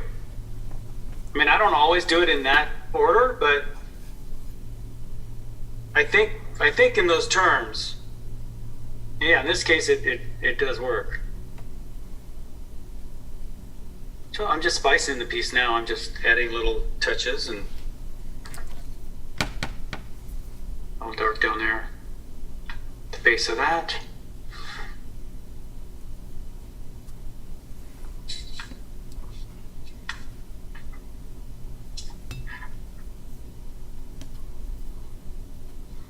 Then ask yourself, does anything look like it's floating? And that's usually because it needs a little shadow. So now, I'm going to take just ultramarine blue here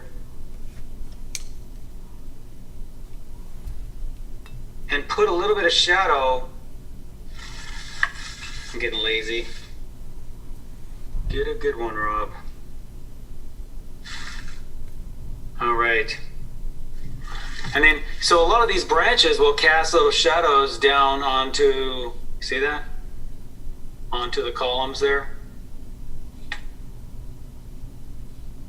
Just put them in anyway.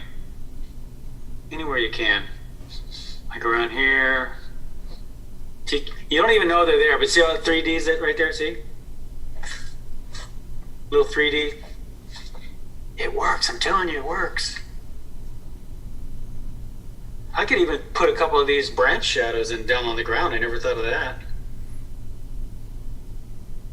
Maybe I'm getting too ambitious, huh? Like that.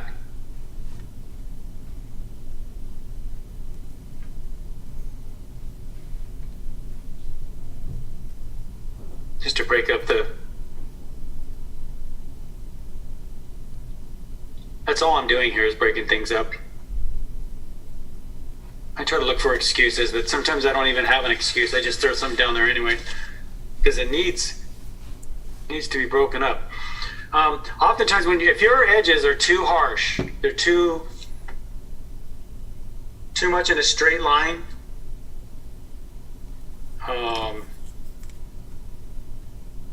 Don't quit and start another one. Pull some over. Pull some vegetation over. See, over. Looks better. I like that, except when I'm out walking, and people here in South Pass like to do that. They have some beautiful sidewalks here, but I can barely walk on them. But it's worth looking at it. So I'm just pulling some up and over,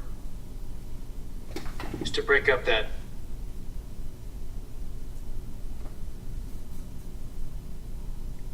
So now if I do that, see, how it needs a little bit of a shadow down on the ground. So I'll put down the shadow now. It doesn't need that much, but watch, I just throw down a little shadow like this. There's something down there. Might cast a little bit of a shadow.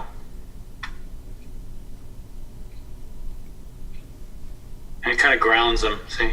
That's all. They're little moves, but... Oh yeah, we could put a little bit of shadow on our roses. Well, like for instance, I have this pink. If you put something complementary color, it's just going to gray it.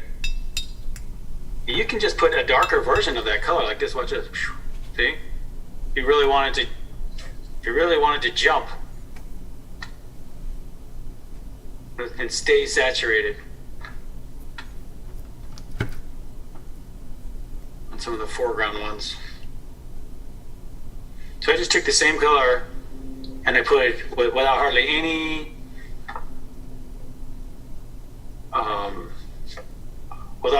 water in it. That's all I'm doing there.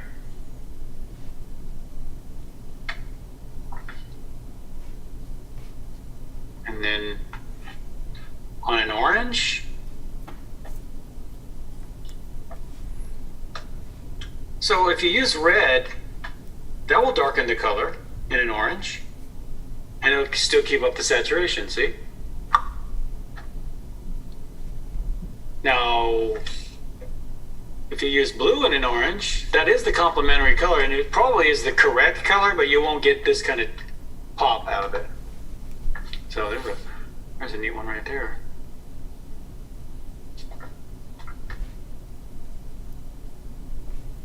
You know, you could just sit here playing with that all day.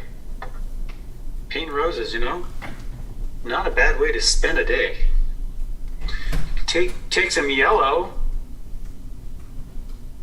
and add a little bit of red to it. Just a touch of red, like if I was going to shade these, see? That's called shading analogously. So we're using not the complementary color, but the analogous color.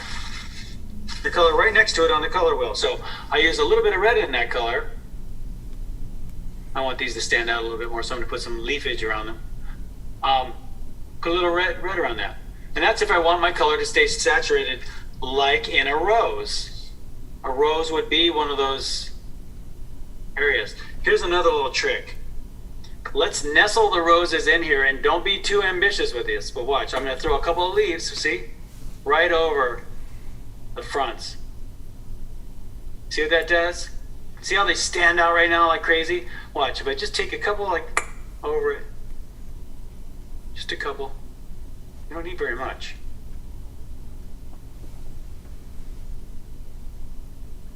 They feel like they're in behind stuff and in the painting instead of just standing out. Occasionally you want one to stand out. Like this one, I'll leave that one standing out. But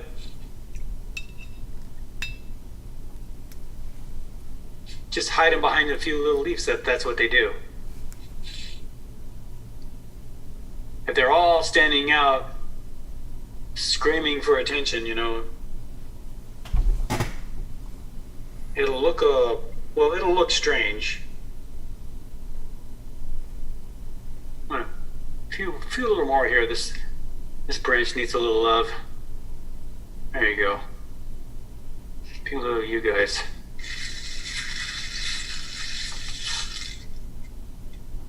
And boy, it never ends with this. Little lights and shadows.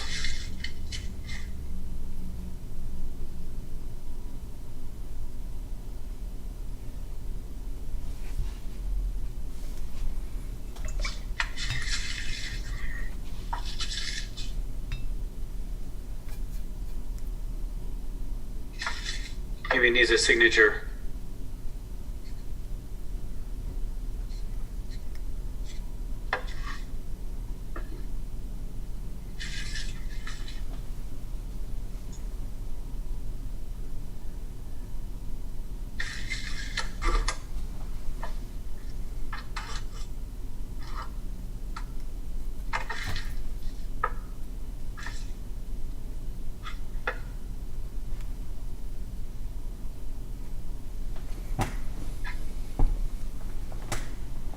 just straight here needs a little. I'm just putting a couple little leaves over there, that's all.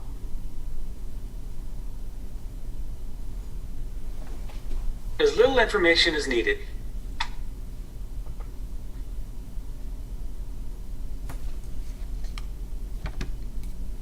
That looks a little strange to me.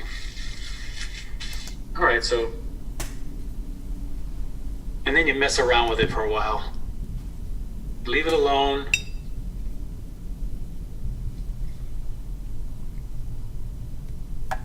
Try not to pick over too much, but it might need a little bit of picking over. Just ask yourself, what's working, what's not working in this piece.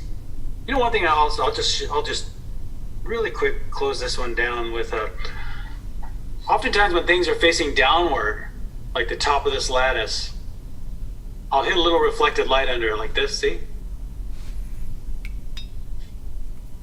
Things that are facing downward will tend, the light hits the ground and it might catch some in there, so.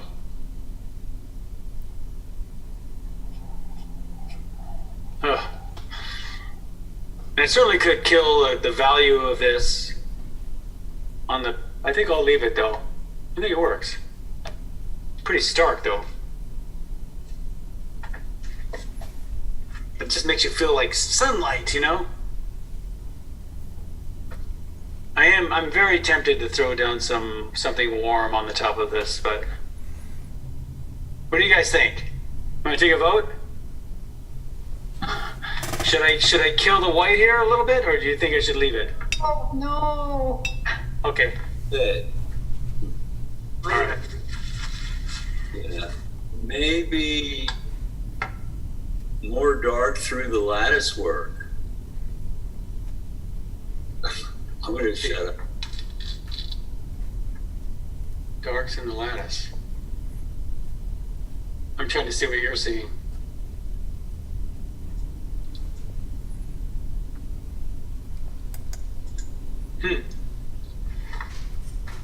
Yeah, you certainly could throw a couple little hiccups through there.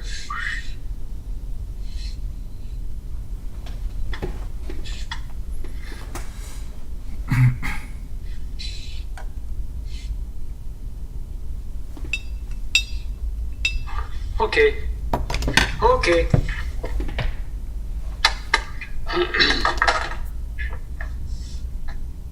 There it goes.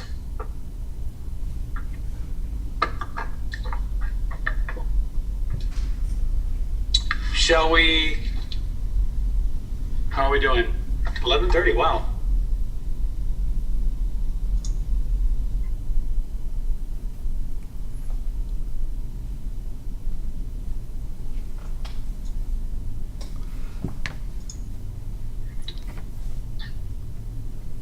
Do you guys need a little bit more time? Somebody, let's see.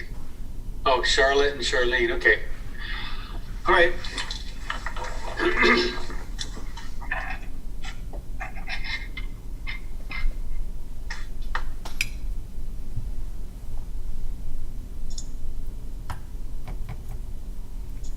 All right.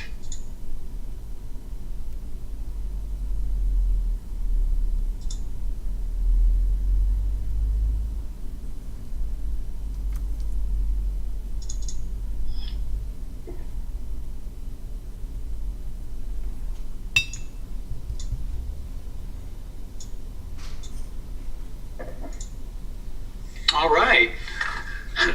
Excuse me. I did another one on mineral paper that I liked better, but I didn't want to send you both of them. It's Okay. kind of dark. This is hot press. Hot press, huh? I mean, it's okay. Yeah. But Yeah, so the hot press paper will act a little bit differently. It doesn't absorb so fast, so you get oftentimes some puddling marks. Oftentimes you'll get these kind of, hard edge puddle marks. And I like it. I mean, it just, anything that screams watercolor, I like it, so. yeah, it's okay. So it's a great way. I actually find it a little bit slow. So I'll usually work on two at the same time. Yeah. So the puddles will give a little time to absorb. But now this, you're not really getting the little puddly edges though, huh? No, I mean, I feel like I can do it pretty well on that paper. I do a lot of wet into wet anyway. And you did this from your photo, right? Yeah. Yeah. This is nice. I would have liked to do that. I didn't realize yours was going the other way. I don't know why. I should have turned it around. But you know what? I mean, I would have liked to just paint this. This is nice. Yeah, just the little lions. Yeah. Well, thank you. At least I tried. So it's a nice piece. I like yours. What do you think about a little more shadow on the back? Yeah, maybe on the back, huh? And then when you do that, make sure, like, for instance, what happens is that light hits here and bounces back down into it. So you may get something kind of greenish. Okay, yeah. From the top sides, let's see. You might get something a little green in there. And then any plane that's facing downward, you might get something a little bit orange. Oh, yeah. So that's what I do. It kind of livens up the picture a little. Yeah. So I put a little green in there, a little bit of orange in there, and you get a little reflected light. Yeah, okay. Yeah. Thank you. I like the way you did the lattice up here. This is really cool. Your perspective is great. Yeah. See, the lines really pull you into the piece. I'm getting better. Yeah, you are. That's good. Okay, thank you. All right, you're welcome. I want to see my sisters. Yeah. Okay, let's see. Totally different than me. All right. Lots of white in this one, huh? Well, I think it got a little too overwhelming and no focal point, but it was fun. I'm on hot press paper too. Oh, okay. Now, if you want to, you could, yeah, you know, that's all I have to say is maybe a little bit more definition in an area of focal point. What you could do is, with your branch here, maybe make it a little bit more distinct. And then if you wanted to, you could come back and maybe silhouette those lines a little bit more. If you wanted to give it, because right now it does have a very nice overall feeling. And sometimes that's all I want out of a piece. You don't have to have all the storytelling. You know, by the way, the whole idea of focal points comes from storytelling. Okay, it comes from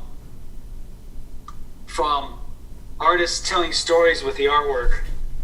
So,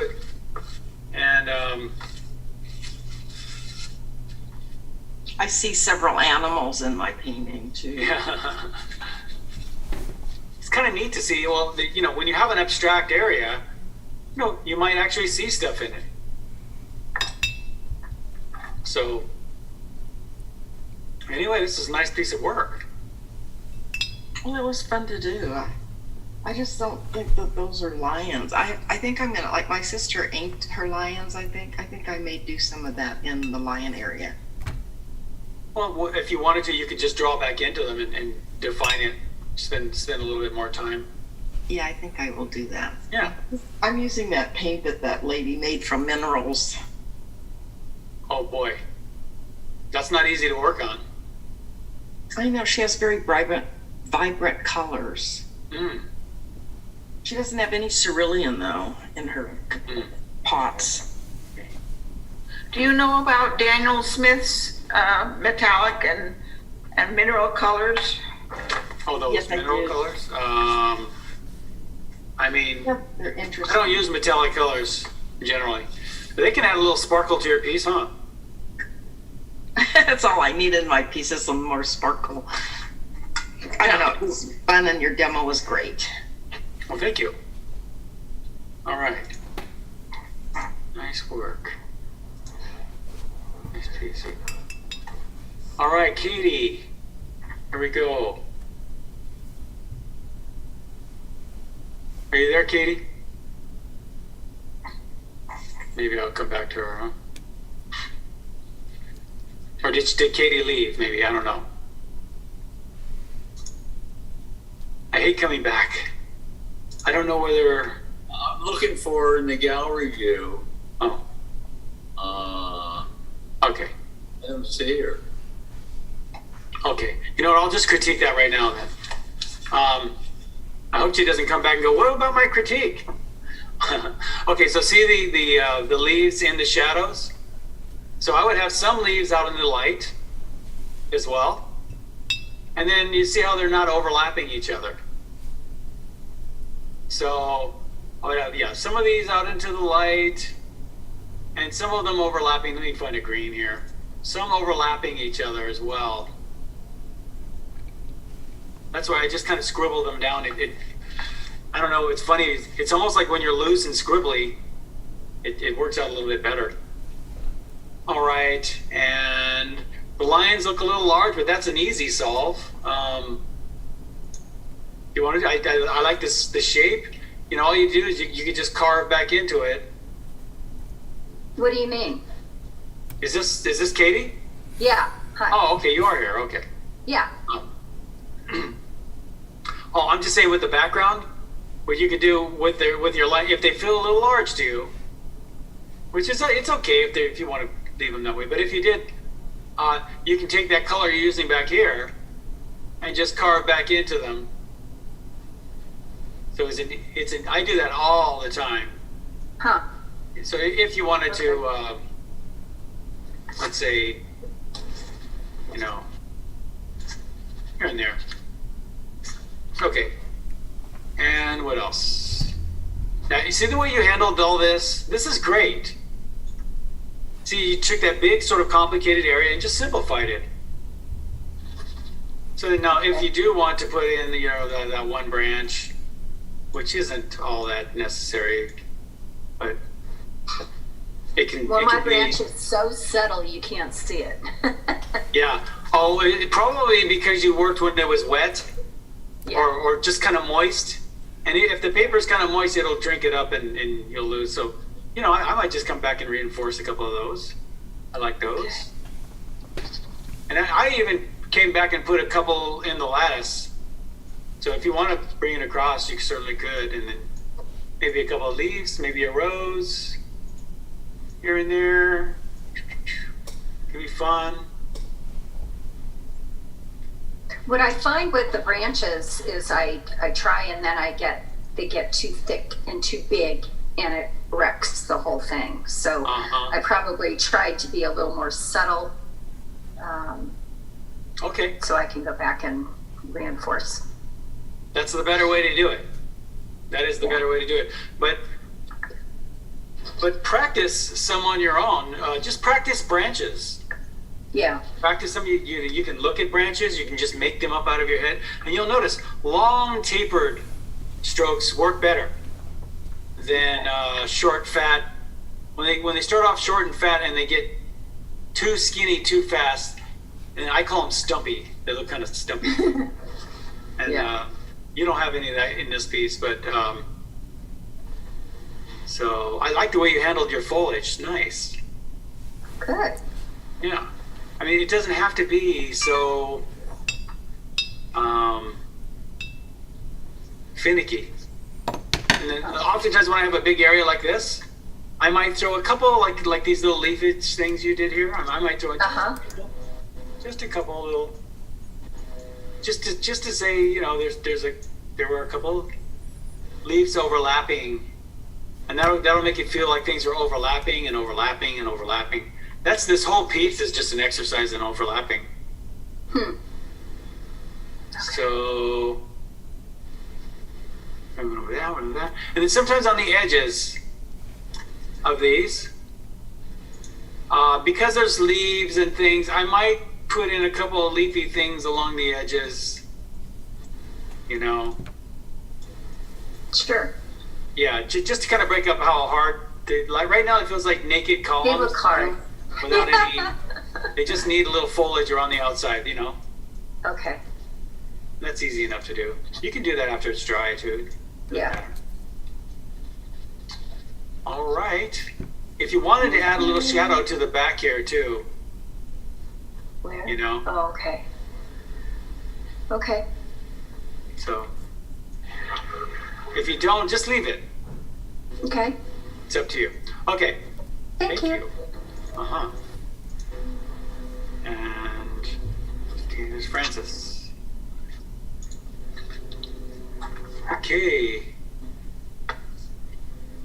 All right, Francis. Nice color, which I think is the main thing. And what I might do with your, if you'll notice, see this line here? Yeah. And this line here, they really are, they're almost parallel, you know? Okay, I see. Then this one should be further, it should be more, well, I understand what you mean. Yeah. So they actually do taper, so that's good. Yeah. So they will meet somewhere in space, but it's going to be way out there. Yeah, almost like it's going uphill. So I think the thing to do, maybe keep this one like it is, and maybe make this one a little bit, either a little bit more over there, or here. Yeah, I like it better there. And then and then you just throw stuff over the top of it. just throw all kinds of bushes over the top of it. And I swear, you would believe it. It's not that hard. Not that hard. Okay, and then I don't like the shadows that I did. They're the wrong color and they seem to be too dark. A little dark, right? Yeah. So what I would do is, oftentimes what happens is the shadows are a little bit dark, pretty close to the object casting it. Yeah. And then as you get further away, they get a little lighter. Right. Okay. Yeah.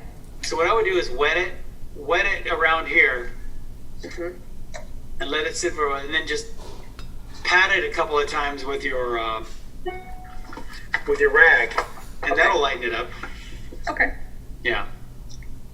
But I might leave it a little dark over here, and I also might see how they're kind of white right here. I would really take that blue right off, right up and into this stuff. Okay. And some of your shadowy green, I might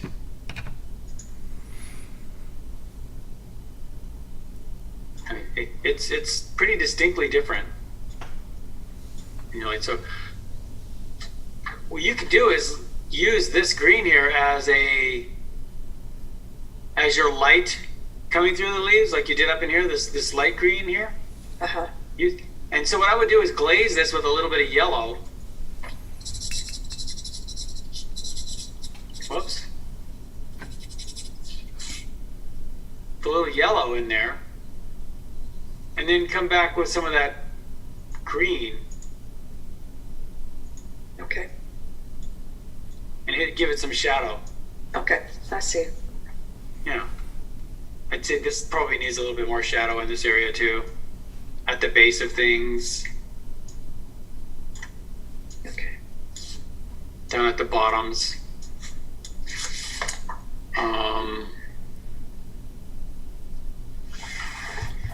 And then maybe at the end, when you're all done, these look really nice. Your roses look very, very rosy. Wow.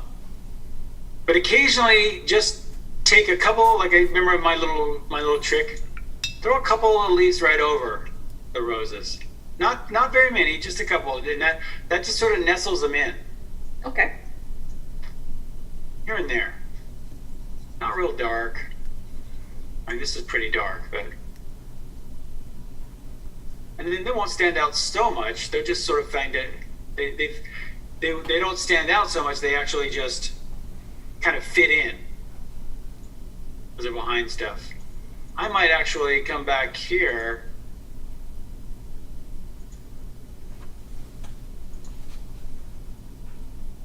With some of that shadow color. That's a weird color.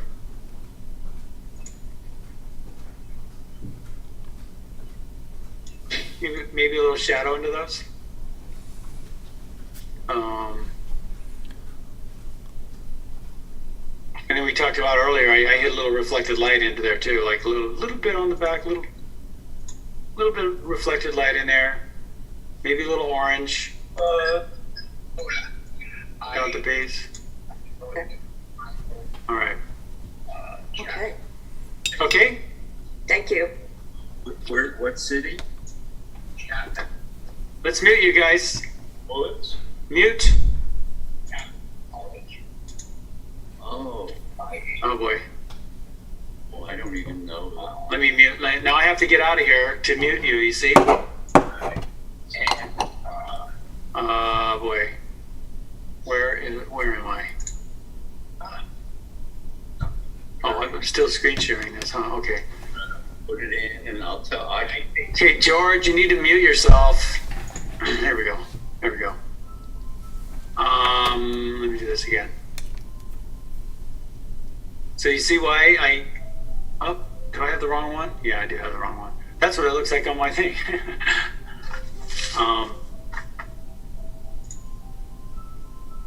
Okay. Sheesh. Screen share. It's not this one? Oh, it's this one. Okay, we're on Suzanne.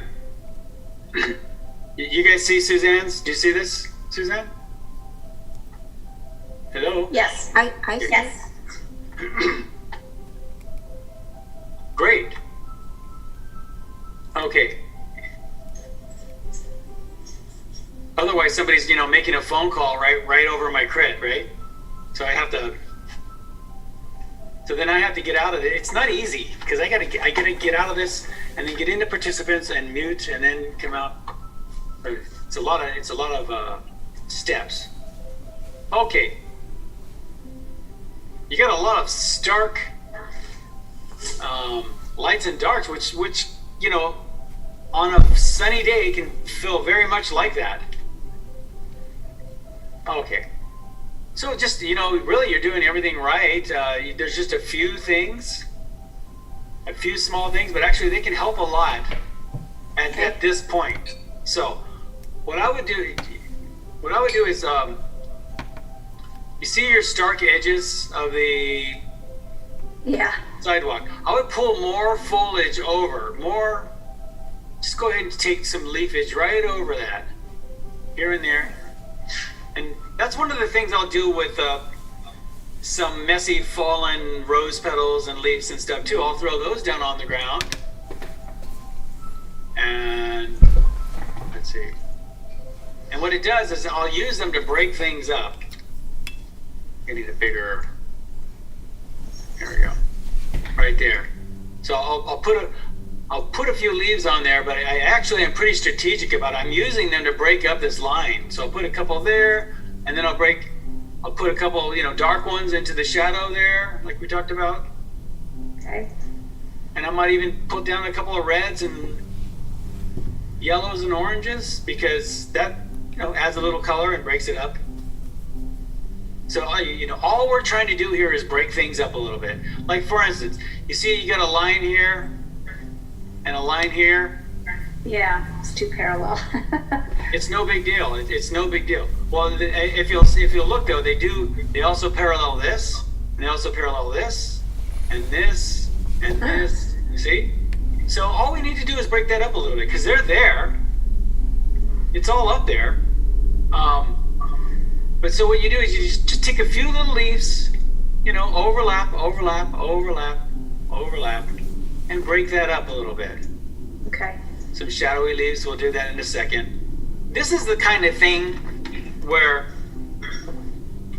it really helps to have someone else look at your work because they'll see those things right away, but you don't see it in your own work.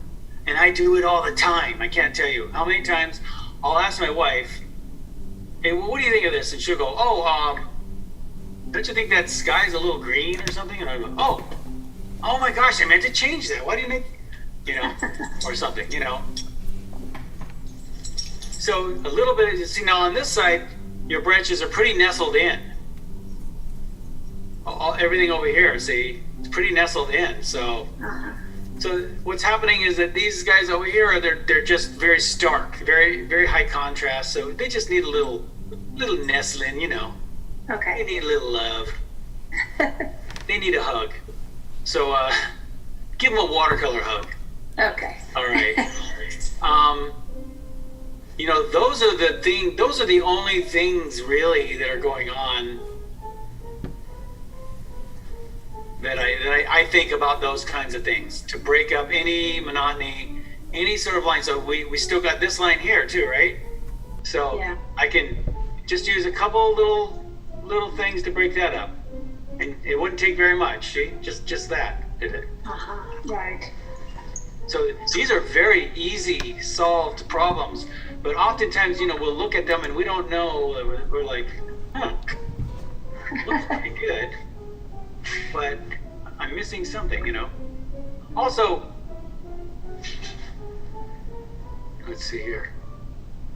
I wonder if we could. Nah, leave that alone. I'd leave that alone. Yeah, occasionally, maybe a rose or something up here. What's happening here is we have this cutoff line where the foliage stops and the lattice starts. Right. What we want is something kind of like a graceful. You want this to just sort of gracefully transition into the lattice. So what I would do is just add a few little pieces of leafage up in here and there. Just little transitionary. Think of them as now we're transitioning to the lattice. Just a transition. Okay. They're small things, but this painting doesn't need a lot of help. I mean, it's not just a couple of little, you know, nestling in and tuck things in and put them to bed, you know? Okay, thank you. All right. You're welcome. Louisa. All right. Very light and watercolory. That's what I was trying to do. Yeah. Okay.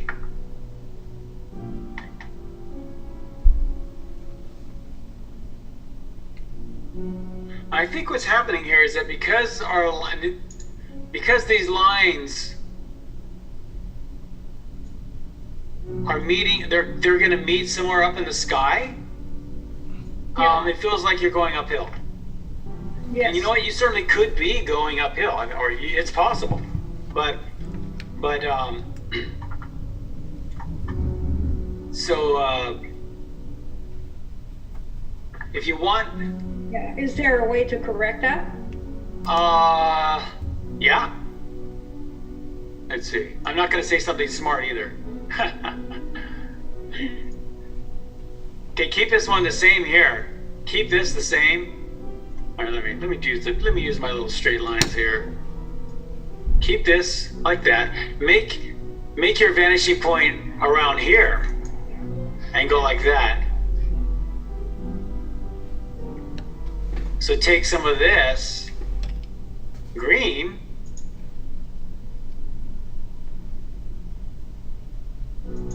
Let me find my little thing here. More into there. Make that the edge of your sidewalk. Yes. And let me take out my little lines here. Clear. So all we did was cut a little bit off the side of your sidewalk. And now they meet down here. Now one thing that would have helped as well is if these lines, if you notice, they're getting bigger. You know what we do is just put a couple skinny ones at the back here. That's all I was going to say to do. Okay. Let's see. Skinny.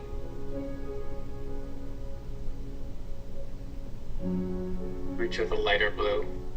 And then one more after that, one more skinny one.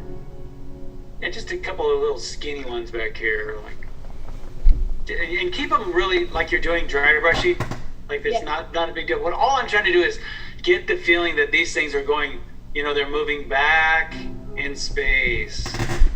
You want them to get smaller and smaller, so it gets further away.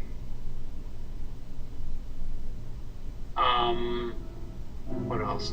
And we, just like on not everybody else's, but You remember how I roughed up the edges here? So I feel like see what you're doing right there? Mm-hmm. Do more of that. Yeah. And then just remember, keep them like that, real leafy up here. And then as you get back here, just use a dry brush stroke. Right. Because you'll have, the leaves will be much smaller over here because you're talking about 30 feet away, and here you're talking about 5 feet away. So one thing I'm not happy with is the lattice for some reason. You mean up here?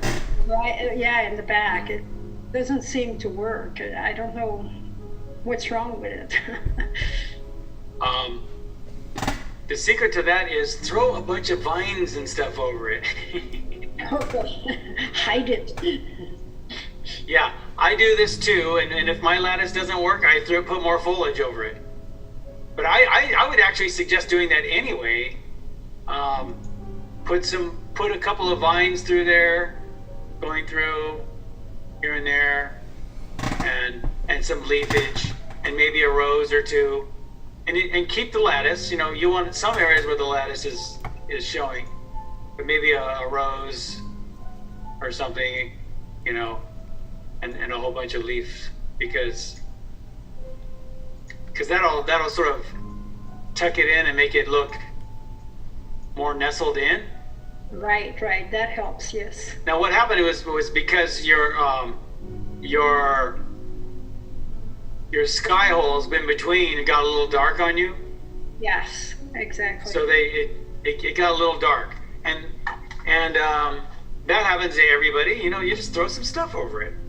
Mm-hmm. I do it in every painting, I think. Great. Except for this one. Just joking. No. So the sidewalk is not too white. It's fine. I mean, adding. Yeah, I think the consensus is leave it white. Yeah, right. And I could see a little more shading of not only. I would put a little more shading of your columns on here. Okay. Yeah. Or you know what? Just leave them. Put more shading into the leaves. Okay. Yeah, I think a little more shading into the leaves here, so it feels like this is the shadow side and this is the light side. Because right now they're about the same. Yes, that's true. Yes. A little more shading on the right side. I think you're okay with that. Nice flowers. I didn't. One thing about your flowers though is that if you notice they're very similar sizes. Yes. And they're almost equally spaced. Yes. So occasionally what you want to do is just take another rose and give it a little friend, like Bob Ross says, give it a friend. You need a little friend there. Great advice, Rob. Wonderful. We all need friends. Okay. All right. Thank you. Thank you. Rob, the watercolor philosopher. Okay. Robin, hey. All right. Hi, Rob. Nice to see you, Rob. Does anyone ever call you Rob? Yeah, they have in my past, yes. Oh, okay. Robin, that's beautiful. It is. Very light. Now, if you'll notice, you did almost the opposite thing.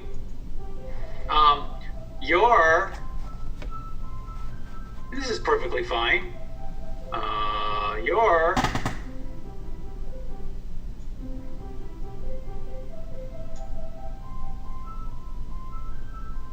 Actually, that's about perfect, isn't it? No, I was just thinking, it just looks a little flatter. I guess you made the sidewalk narrower or something. Anyway, I'd like to take a walk on that sidewalk because I like a sidewalk like that, all nestled in and not too pruned or anything, South Pasadena. How is it? It's South Pasadena. Oh, South Pasadena. I thought you said, how's Pasadena? Yeah, that's very much like they are around here. Okay. Small things. I would hit some darks down in the base of these. Maybe darker than that. I'll just use black because I don't have anything. Just hit some darks down in the base. I wouldn't use black, obviously. I would just use, like this color right here you have. And so as these pieces of foliage go down into the deep parts, they get darker. Darker. You're getting sleepy. I'm just joking. Okay, so I had a few of those darks in there. Now, these two stop right here. Do you think maybe one of them could go a little longer, or maybe this one? I don't like it starting right where there's something going across. I fixed it after I sent it in. Oh, okay. Yeah, a couple of those, and then I put a couple of leafage on there. Let's see. Otherwise, you got a really nice looking piece here. I like how your foliage is lighter back here and it gets a little bit darker up here. So yeah, as these go into dark, make those darks darker up here and a little bit lighter back here, but just a little bit darker than what's next to it. See what you're doing right here? And you have that foliage fading down into dark. That's all I need. Yeah, I like that. A few of those little fades. Lay down a little water first, hit a little dark in there, and let it do its watercolor deal. Okay. Yeah. I might play with these edges here. They're a little hard. And that's about it. I might throw a little shadow behind here. Yes. And that's a little stark with my dark there, but a little something back there, a little something back there, possibly. Okay. And then if you want to put any vinage in there.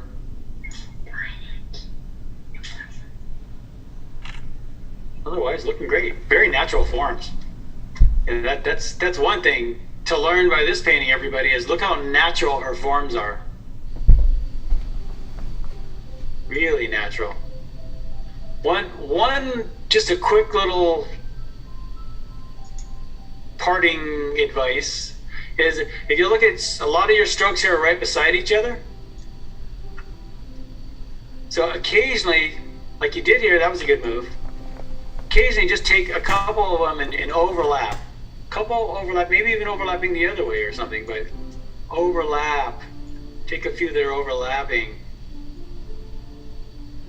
Yeah, very good. And that really helps those little guys. That's why in the foreground it doesn't really matter because you have a few overlaps here. It looks just great. Okie dokie. Thank you very much.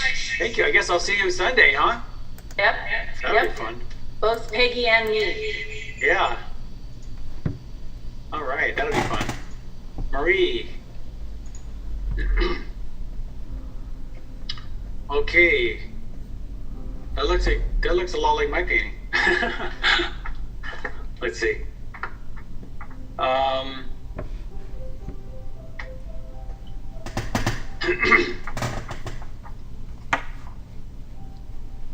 like it. Nice colors. And you get a little reflected light going in your shadows here. Doing shadows on something that's white can throw you because remember, white doesn't have any color of its own. It takes on the color of everything around it. So oftentimes if you have, like in this case, you might get a little blue from the sky back here. Whoops. The wrong.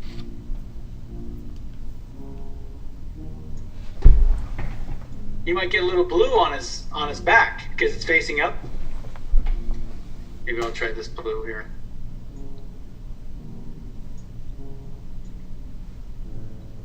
And even on the back of the head. Whereas, right here might be a little bit green as it's facing back toward here. And then maybe under the breast, possibly something orange because it's catching light, the warm sunlight that's hitting the white sidewalk and reflecting up into the shadow under here. And I think about all those things as I'm as I'm. Here's the old saying. If you guys want to write something down, here's a great old saying. You may have heard me say it a couple of times. So, all things that receive light become a source of light into a lesser light. Wrap your head around that one, right? So when they say lesser lights, what they mean is shadows.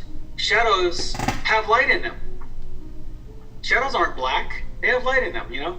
So what happens is that the light hits the sidewalk, and because it's warm, it'll give you a warm, reflected light into a shadow, especially on something white, especially.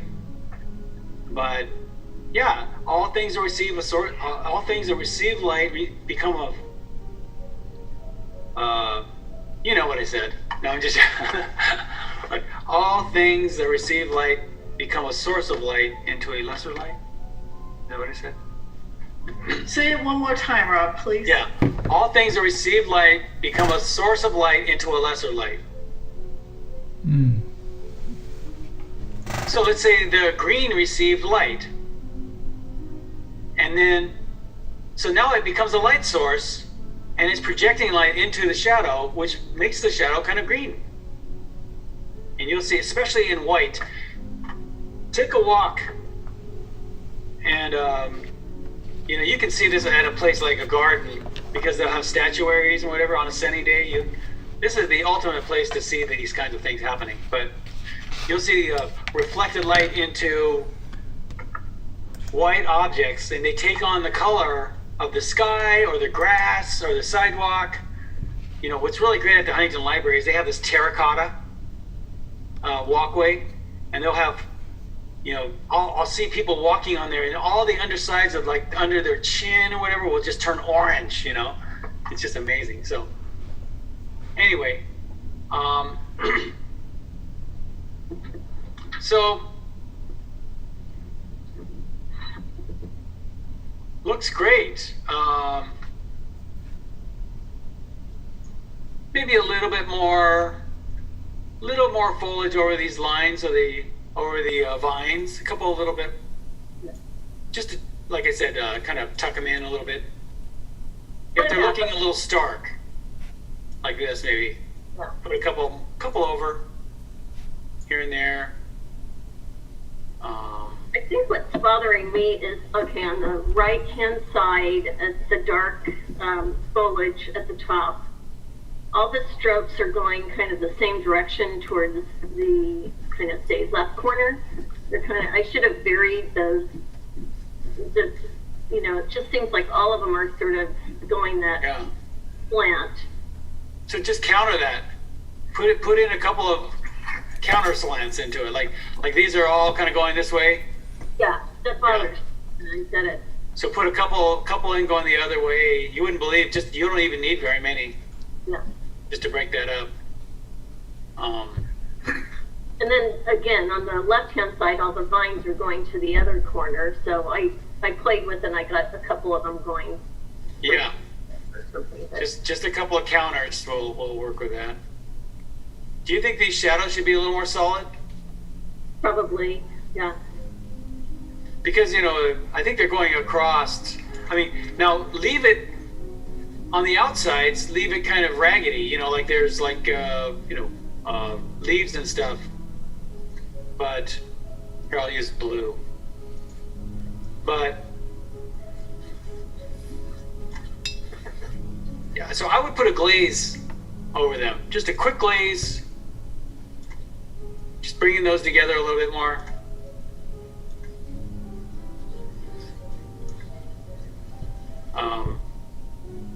And then I played with it a little bit more, and on the left bottom corner, I kind of darkened that whole area just to anchor it. I don't know. I just kind of felt like not right. So. I would do that. It's almost as if you're just bringing this shadow up and over a lot of this stuff. Yeah. And why not? I mean, I think I do that too.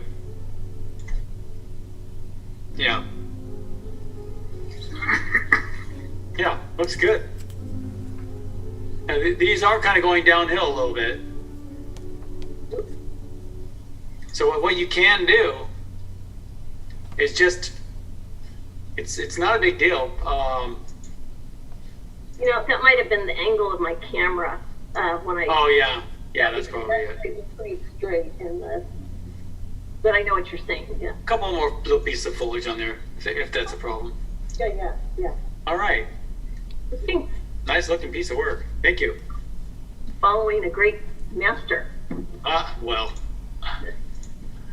golly jeepers. There's Robin. Oh, Robin 72. Oh, Peggy's. Oh, Peggy did some too. Oh, hey. Wait, is Peggy here today? She is, but she has trouble unmuting herself, so I'll speak for her. Okay.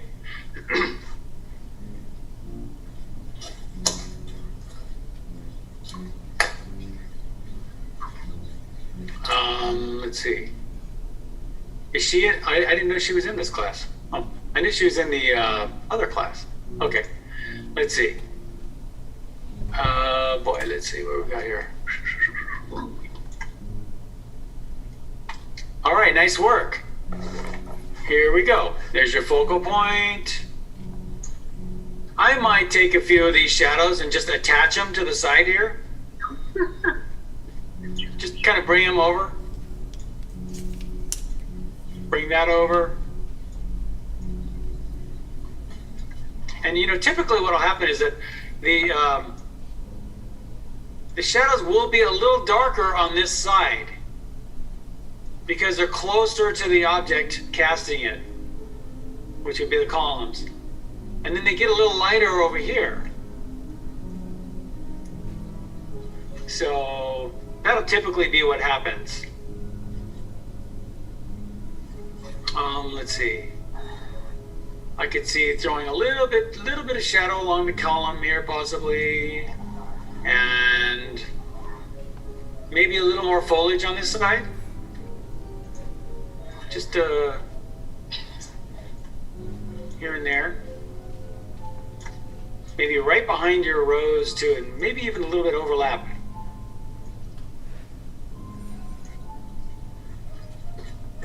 And I take them right over because you could have leaves that are going right over all the other leaves. And let me put that in a little more solid.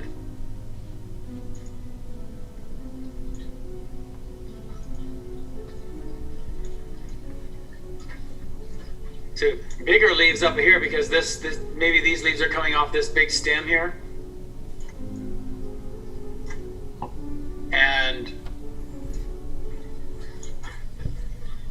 that pulls you way up into the foreground here. Here's some little overlapping. I'm just putting some little leafy things up here.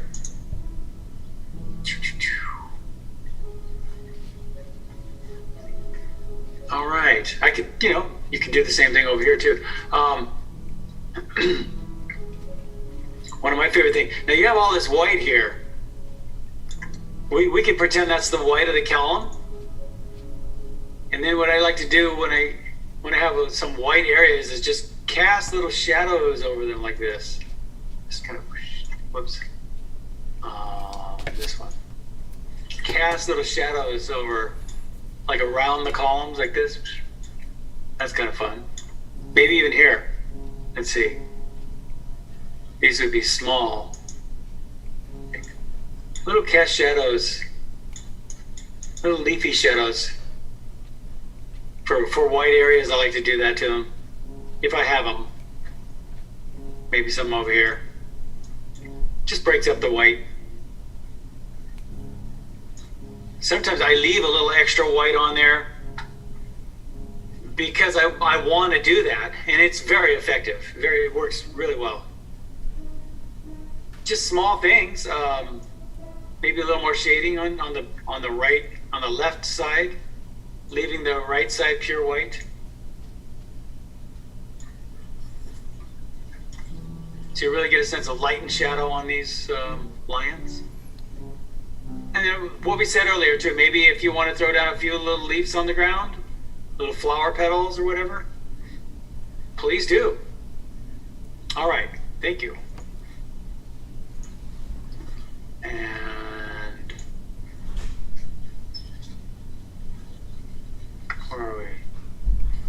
make sure I didn't go past anyone. There's Peggy. Okay, there's Ethel. Okay. Okay. My lions came out a little big, but I made them smaller. Yeah. You remember, you can always carve into them with the background if you like. I did that. Yeah. And that feels like a shadow on a white, on something white. You have to go pretty light like that. Yeah. All right. I might make some of these leaves here in the foreground a little darker. Yeah. Not everywhere. I mean, but especially like right up in here. Let me get, up in here possibly a little darker, and in some of these areas, I'd probably use blue green. Yep, I got some of that. So. Yeah. This area, see, this really feels like shadow over here. Yeah, and whatever you want to do to the lattice, you threw a couple of those in there, sure. But a couple of nice little leaves coming off this. Oh yeah, I kind of got stark there. Coming off that might be nice. That's about it. I love the way you did your shadows. These dry brush shadows are great. Oh, thank you. Those look great. And if you feel like you need to put a glaze on them, let's see. Just to bring them together a little bit. Because what I like to do is keep it in the center part. Yeah. Yeah, I more together and leave it kind of raggedy on the edges. Yeah. I put a little yellow down the middle and then I kind of blotted it because I didn't like it. It was too bright. Yeah. But, yeah. And then again, what we said. By the way, your overlapping of the plants here looks fantastic. Thank you. They really feel like they're all nestled in and really overlapping each other. They really lead you into the piece. If you wanted to throw down any sort of foliage or petals down on the ground, please do. Cool. And sometimes even like I know that those columns back there don't have any vines growing up them. And I wouldn't suggest doing it on yours. You could if you want, but that sometimes what I'll do on things like that is I'll throw them in even if I don't see them on there. Just to let you know. All right, thank you. Okay, thank you. Mm-hmm. And Diane. All right, Diane. Okay. Yeah, we do have a kind of a hard line here on the edge, so I would probably break that up with some, just take some foliage over that. And yep. I didn't go dark enough, I think, in my lattice. My lattice work, I think I need to go darker. It dried too light, I think. A couple of blues up in there? Yeah. Something? Yeah. Or just darker overall. Not that dark, but. Okay. I mean, they are white, so. But let me see what I have here. Let's see. Just maybe this one.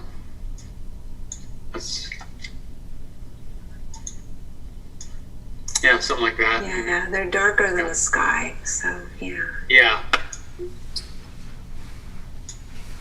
Some blue. And then, let's see. A couple of more,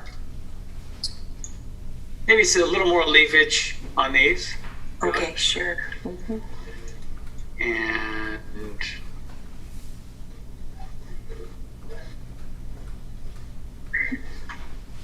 yeah, you put the petals down there. So yeah, I would just see what happens when you break that line up with a little foliage here and there. Yeah. I think might do it. Gotta bring it out. Mm-hmm. I mean, I know it actually is pretty stark in the piece. So let's see. Another thing too, I didn't really think of this, but these if you look at this right here, this will be casting a shadow onto the ground. So every time you put some of that down there, maybe cast a little bit of that, like a little bit of this. Okay. Down onto the ground. More leafy looking shapes. Okay. Yeah.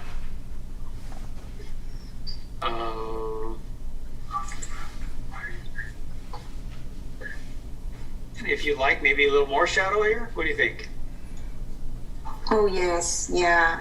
After I took the photo and sent it in, I thought, I never even really finished that side, so I think it needs to go dark. You want to save some of these yellow areas, but yeah. maybe a little something in there. Okay. Other than that, I think we're looking pretty darn good. Just see your petals. They're almost the same size. Yeah, they're two. So I put a couple in there that are overlapping here and there. Okay. Yeah. Well, it's really easy to repeat the same shape. You're not really doing it that much. I mean, gosh, not hardly any at all. But I would put a couple in there. Okay. Yeah. All right. Thank you. Thank you. Welcome. All right, Betsy. Here we go. Yep, I'm here. All right. Nice.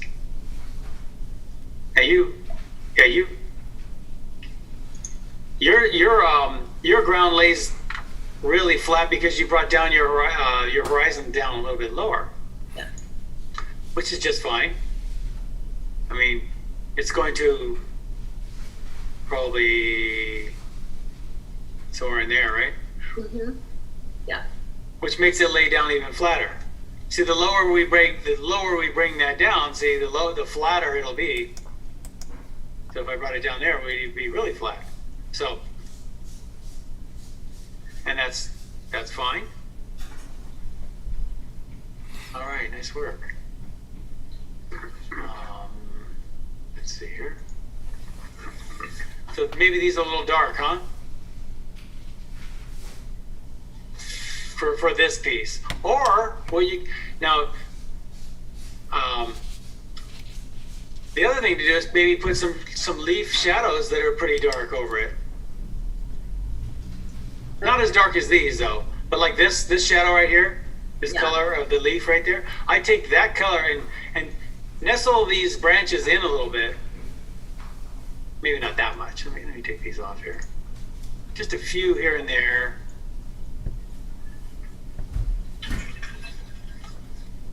I think this color you're using right here is just right.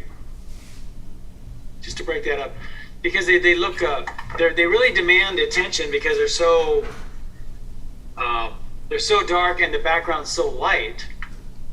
So a couple of little things breaking it up, I think, would work. And you can always add a little rose there too if you like. Right there. No, maybe not that big. Here and there. What else?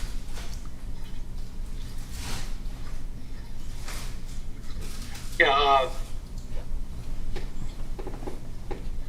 if you throw down a little bit of shadow on the ground right under this,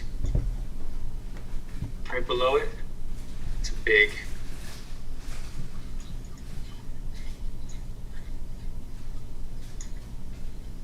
Just below the plants. It'll kind of secure them to the ground a little bit more. And I put a little shadow on this side of your column.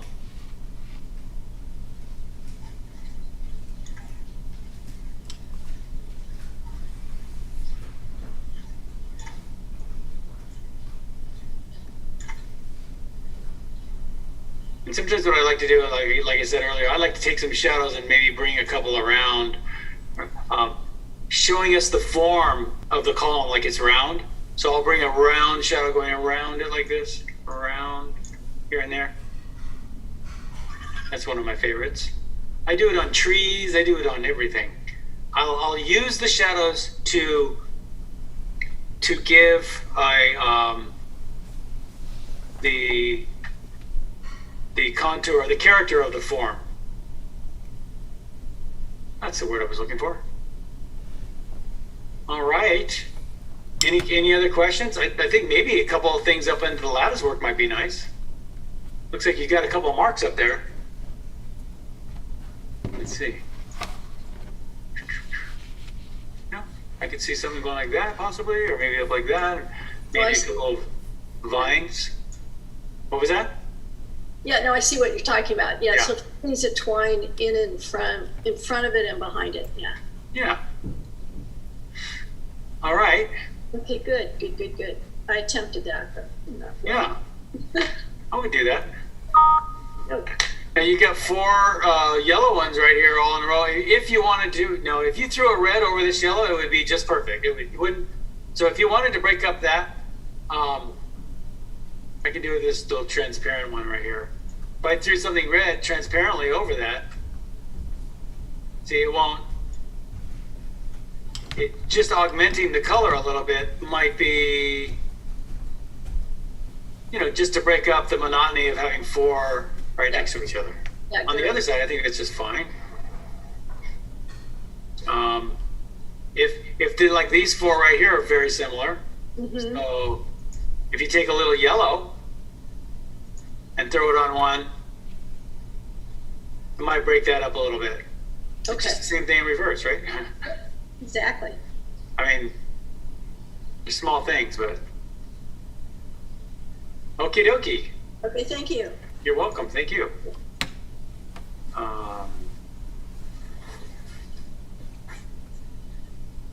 Hector. Oh boy, Hector. Bob? Yeah. Hector had to go pick Michael up near Angel Stadium. His car broke down, so he's not. No. He texted me to have me tell you. So he said he'll look at the recording. Okay. So Hector and his calligraphic strokes. Hector's all about the mood, trying to create this. By the way, this type of composition we did today, it's called a tunnel composition, obviously, right? Doesn't it feel like a tunnel on everybody's piece? So just to let you know, moving the eye around, it's funny, I didn't even think about it until I looked at his, because see how it feels like a tunnel? So, the only thing I could say on this is possibly some accents.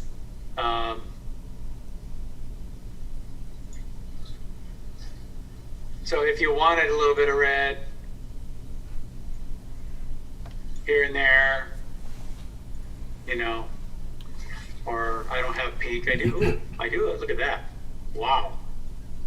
Here and there. I could see just little accents. And I would drip them on the way you're dripping on all your color. Just drip it and leave it. See what happens. Like this beautiful little drip right there. Look at that. He probably did that on his way over to another color and said, "Oh, well, that looks fine. Leave it." Yeah, I would just. Besides that, I think it's looking great. Now, I personally would have maybe used a lighter, like a blue, and dripped that down here. Whoops, wrong color. Because I like it, I've said this to Hector before, but I like it when he drips in different colors. So I might have used maybe something and it could be that the blue might make a more of a shadow kind of color. So that might be fun. Drip right over your black, see what happens. I don't know. Just an idea. Okay.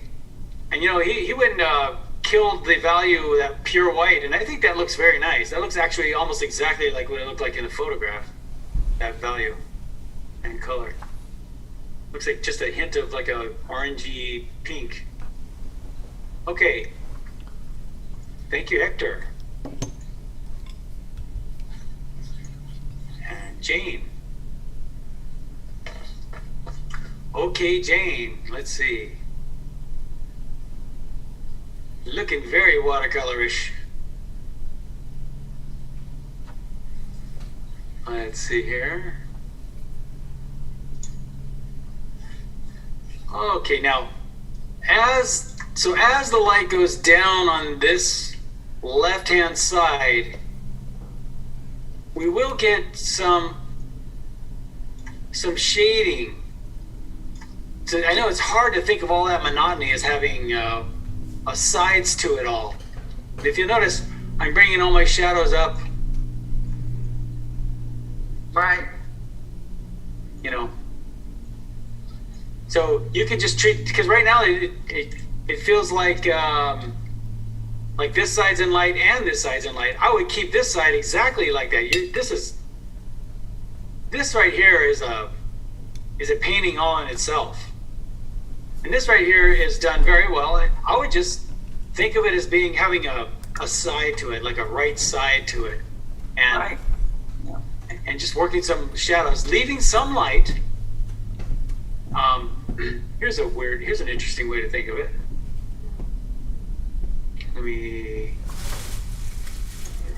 So let's take some foliage like right here. If the light's coming from the top and the right,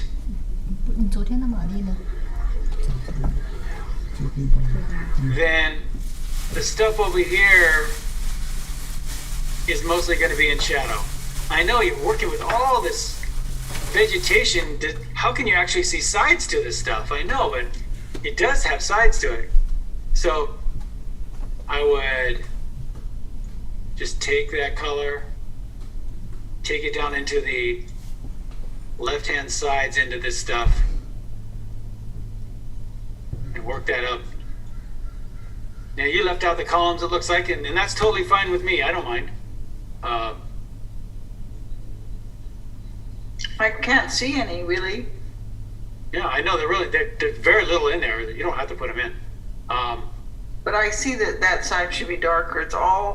There's no contrast. Yeah. It's all a jumble. It certainly could be like that, yeah. And then as I've told a couple other people, so let's say we're shading this right here. We're giving a little shadow into there. Then as I go down into that shadow, I hit something a little darker down at the base. Mm-hmm. So hitting some of this stuff down a little bit darker down into the base. Anyway. So yeah, down there, and then a little bit darker down at the base. You see, it'll just. Right. I didn't even see that the right-hand side is really dark and in the shadow. It's weird, huh? Yeah. But other than that, I think everything's, and that's actually not a difficult thing. Now the thing is that you don't really have the columns in there. It almost just feels like you have overlapping vegetation like that. So, which is just fine. One of my favorite things to do is, when I have that situation, is pretend that there's something casting a shadow up and over. So I'll do this. I'll take a shadow up and over an area like that. So that's a fun thing that I like to mess around with. Here and there, I'll pretend there's other things casting shadows over stuff, but just think about it. Yeah. Other than that, I don't really see much. I don't have an. I mean, you could throw, like we said, you could throw a couple petals and leafage down here. I think we talked about maybe bringing some of the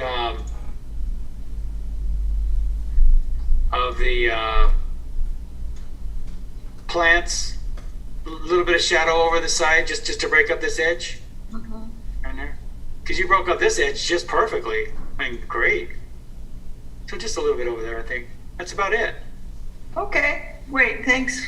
Another very challenging for me. Okay, well.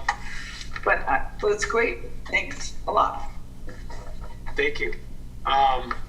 Yeah, because if you think this is challenging, wait till next week. No, I'm just joking. It still looks good. It does look really good. It's a nice looking piece. The left side of yours looks like a complete painting. Rob? Yeah. Here's my next one. I'm sorry. I sent a file. Claire? Oh, did you do another one? There it is. Okay. Well, what do you think, Claire? I'd be pretty proud of this. Yeah, I'm pretty pleased, but I need more color in it, I think. Right, it got a little gray on you, right? Yeah, a little bit gray. Yeah, but I mean, value-wise, it's looking pretty good. Yeah, the values, I think I got it. Well, I mean, you know what? Like I say, it's more important to get the values right than the color right, usually. Generally speaking, that's the thing to do. So, one thing you can do to spice this painting up is take some yellow and maybe even orange, and just get them into these. Okay. Just glaze them, and don't be shy with it. Really cake it on there, you know. Yeah. I mean, if you get too thick with it, it'll be opaque. So you want to see through it, but that'll give you some color. And then, you know, your sky, you didn't put all the lattice work up there, and because of that, you still have a lot of light up there. So go ahead, and if you want to throw in a couple of really nice reds, you know, they'll illuminate up against that sky because you haven't gotten too dark. Well, what do you right here too might be a good place to put a rose or something too. If you're looking for a little more saturation, those are some good areas to put them. Okay. Let's see what else. Yeah, because a lot of times I'll look at my piece and I'll think I need more saturation, but you know, so down on the ground too, you could, if you threw in a couple of rose petals, maybe a couple of green leaves, yellowy green leaves. There's another way to get some color out of this piece, and believe me, I mean,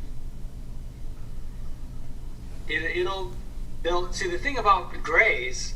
Here's the old saying about grays: grays give life to your color. So you have a lot of gray. If you come back and really hit some special little poppy colors in there, they'll really pop.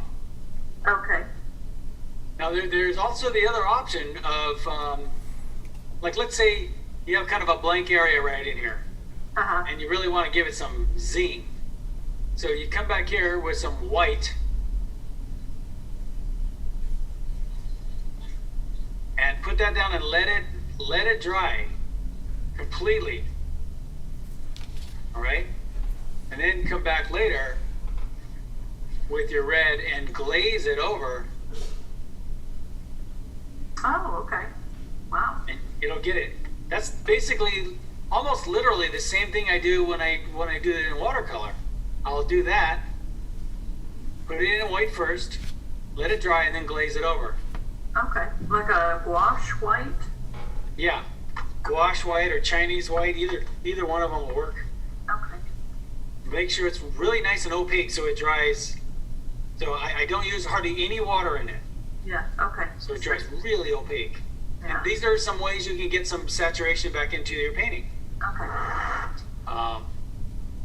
Now you do have a lot of sky in here, and if you like that, just leave it. But if you want to, you know, you could incorporate a couple of more vines in here, and a couple of more, let's see, a couple of more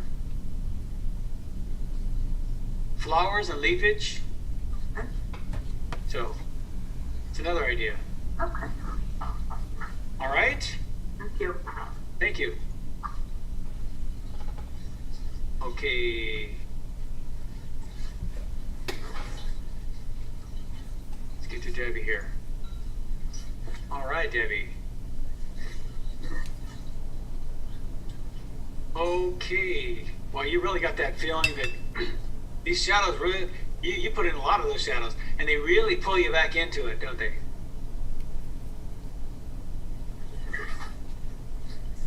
Yeah, I could see a little more.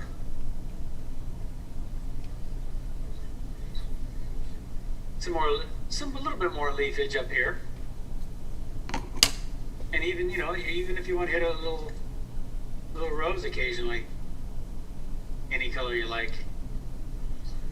Now it looks like your light side got a little bit dark, and that can happen.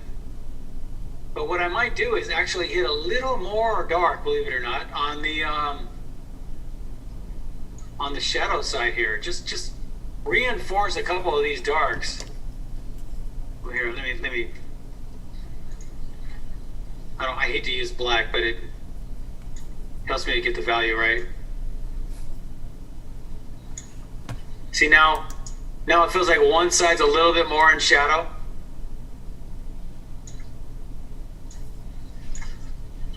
And that's in light. So it gives you more of a feeling of the direction of the light. And if that gets too heavy and dark for you, just don't do it. I'll leave that up to you. You can always, if you like to use gouache, I like to use gouache. If it does get too light, if this side does get too dark, you can come back with some yellow and lighten it up. And you can do that with white gouache and then glaze it over. I've actually even taken the white gouache and added yellow to it. And by the way, if you wanted to lighten up this side of your piece, you could come back and hit some of that white with yellow in it and hit a couple more light things on this side. And that'll work. By the way, especially your lemon yellow, but the cad yellow too, they're very opaque. You don't really need to even add gouache. Those colors are very opaque. Try putting a little bit of yellow thick with hardly any water in it. Put a little bit of that if you want to lighten things up, and believe me, it'll do it. So that's a little thing to know there. As a color in watercolor, as any of your colors get lighter, they get more opaque. And I'm probably wrong on some colors. There's probably some stain colors I'm wrong on that, but like I think an Indian yellow doesn't work that way, but yeah, especially yellows and oranges, especially cadmiums. Oh my gosh, they're very opaque. So that's a thing to know there. Other than that, I think you're looking pretty good. Shadows look good. Work up these edges really nice. Let me clear out some of my gook here. And this right here is just begging for a branch. So if you want to give it a special branch, lost and found kind of branch up in here.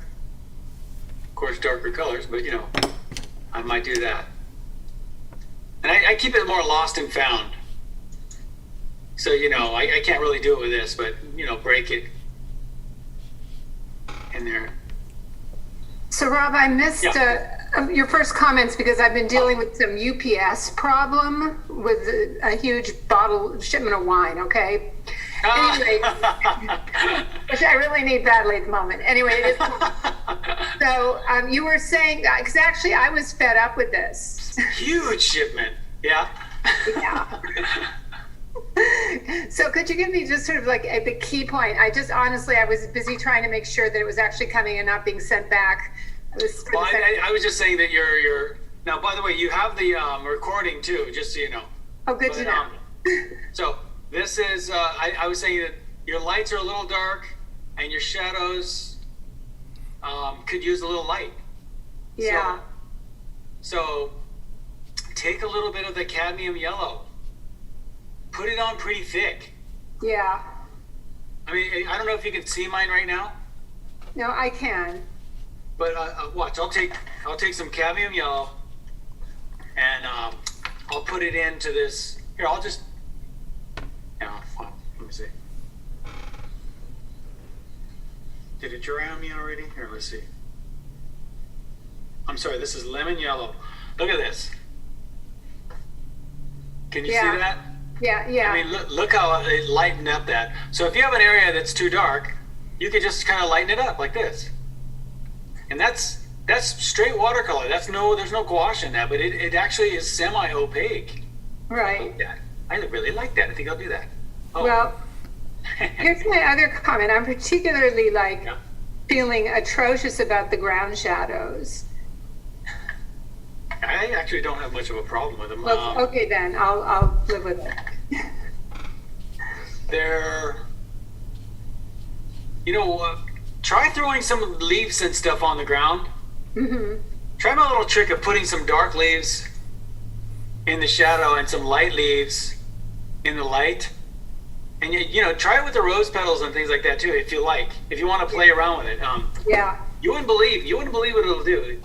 And if it's something you haven't really tried before, it's a great thing to mess around with. But so let's say we have some leaves out here in the light, and then you try the same thing. You know what I can do here? Let's try this. Let's see.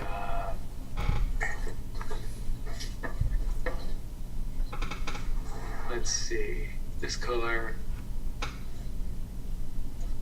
So if I take a couple of these in the light, and then take them in the shadow and get them dark. Oh, that's great. I think that will help. Since it's so overworked, I might as well add a little more. Hey, that's what I do to paintings all the time. If I have an overworked painting, I'll beat it to death just to try to learn something. By the way, you see this area right up in here? Yeah. I love the way you handled the paint there. Oh, thank you. That's just so watercolory, right? I love that. So, I know I suggested putting a branch in there, but leave it alone. If you're loving the way you like that, if you're loving that, just leave it. Yeah. So, okay. Well, thank you. Thank you. Okay. We have Michelle. Ooh, you framed it. Look at that. Sign it and sell it. Geesh. Okay. What else am I going to do here? I don't like how my columns on the left, they kind of end up looking like a picket fence rather than columns. So I could fix that, but I may not. On the left? Yep, on the left. Yeah, see how they're more square? Because I don't... Yeah, I see what you're saying. Yeah, I mean, they're okay, but they kind of stick out there. My foliage doesn't have a front and a back, so if you go right in the middle near the lions, you need to do something with that to pull that back and pull the foliage in the front. So either I need to gray the foliage out around the lions so it pushes that back, or something with the front foliage, because it's all one thing there. You know what I'm saying? Front to back. Yeah. And maybe just dampen it and light them up with it a little bit. Yeah. The I shadow. could do that too. Yeah. And I probably could put some more darks underneath the vegetation on the right side, on the bases down there, right on the sidewalk where you were showing other people that you could put a little more dark in there. Because it would be darker. I mean, it would be darker right next to the vegetation. Yeah. What else? Oh, those two. Yeah, that's a good move. A little darker in here. Yeah. Just a little darker, like you were telling everybody else. Yeah. Those two plants there, the ones on the right there, those are too much the same. I need to make those different. Okay. I should have you guys do this. Critique your own work. And then I'll add my 2 cents. This is a great idea because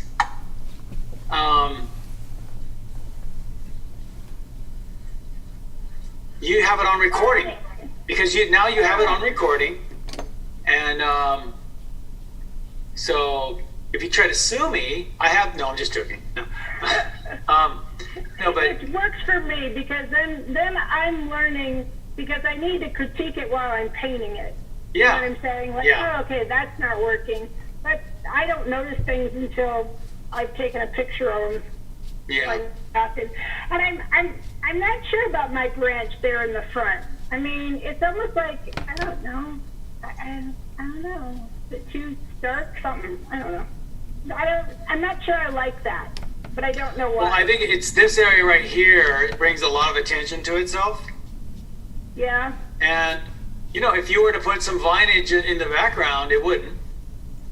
and maybe real sketchy.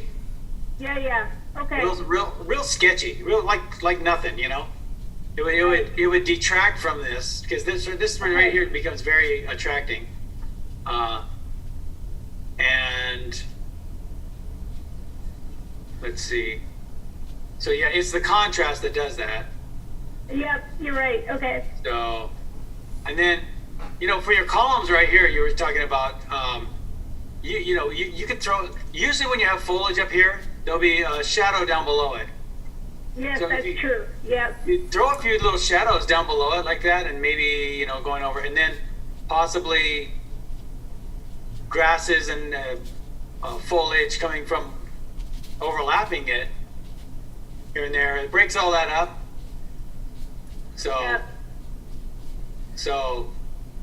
and you can do that here too, possibly on this right hand side too. Yep. And then. Yeah, I agree. I would vary those a little bit. These two. Yeah. The two twins. Yeah. And up here, but those are small things. Yeah, but anyway, this is what people think of when they think of watercolor right here.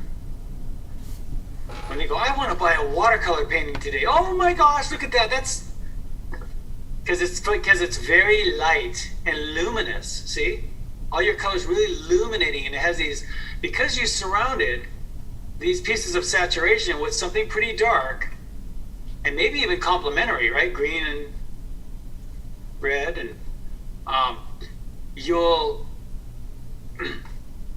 it just has that special quality. Oh, thanks. So, do you think it's too blue? Do you think I use too much of? I use a marine blue because I really like the purple that marine blue makes. Do you think it's too blue? I mean, are those greens too blue-green throughout the? Do you think I need more warm greens? Okay.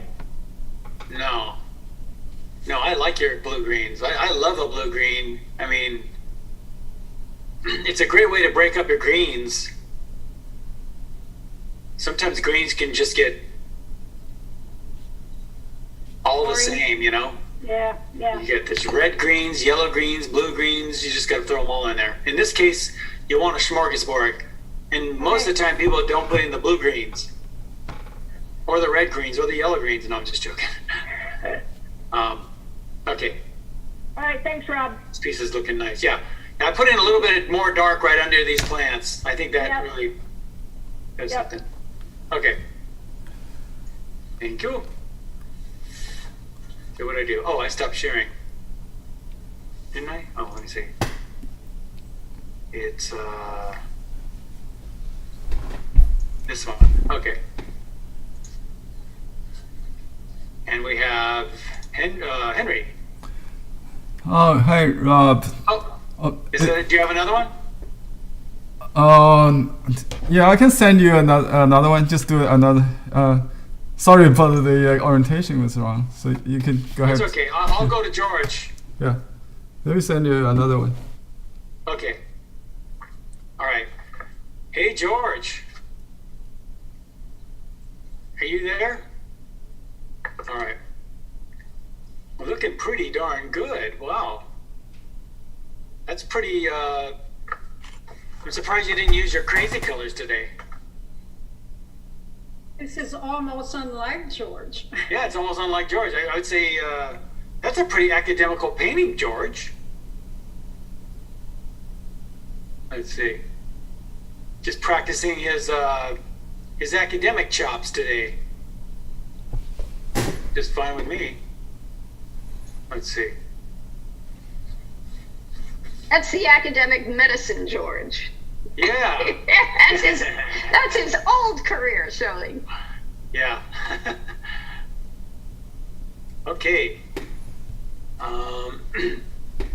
Maybe these dark blues are a little dark, huh? A little stark, possibly. If they are, I might lighten those up a little bit. Just a little water and rag. Just stamp them a couple of times. That should pull it up. And then right under these, see? By the way, if you'll notice, I'm saying the same thing over and over. Because almost everybody has the same issues. But you really got this sort of wall of shadow over here, you know? And this is feeling like, you know, all in light. You could hit some shadows along the edges there, maybe tuck a couple of back in there, but that's nice. So yeah, a couple of those. By the way, you see how he did these shadows on the ground? Looks like he laid down some water and did them because he has a soft edge to them. That's a really nice way to treat a shadow edge. I should have done that on mine. I sort of dry brushed mine, but oh well. And like we talked about, maybe a little bit of vines and such up here with some, yeah, with some leafage and stuff. Maybe a couple of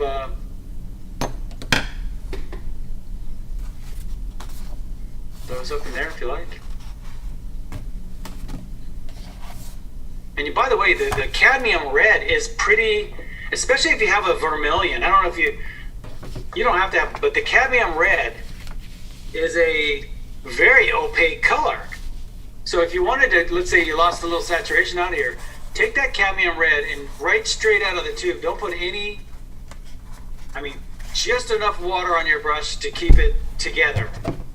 So a very dry brush, and that will, you wouldn't believe the kind of pop you can get out of it. So you can still put it on opaquely. All right, nice looking work. Pretty academical, wow. That's not George Sonneburn then, right? That's the other George. Is this George? Oh, this is, okay, that's why. I thought this was George. Oh, this is, yeah, George D, I see on the bottom. Like, I just saw the George, I forgot. Yeah, okay, I was confused too. All right. Yeah, so was I. A different person. Okay. Well, anyway, George, I don't know how to say your last name. Debush? Anyway, Dobosh. This is George. Oh, okay. I'm up in 3. So you weren't here, so I didn't know. I just started going off on it. Okay. Outside, sorry. Well done, George. All right. Nice work.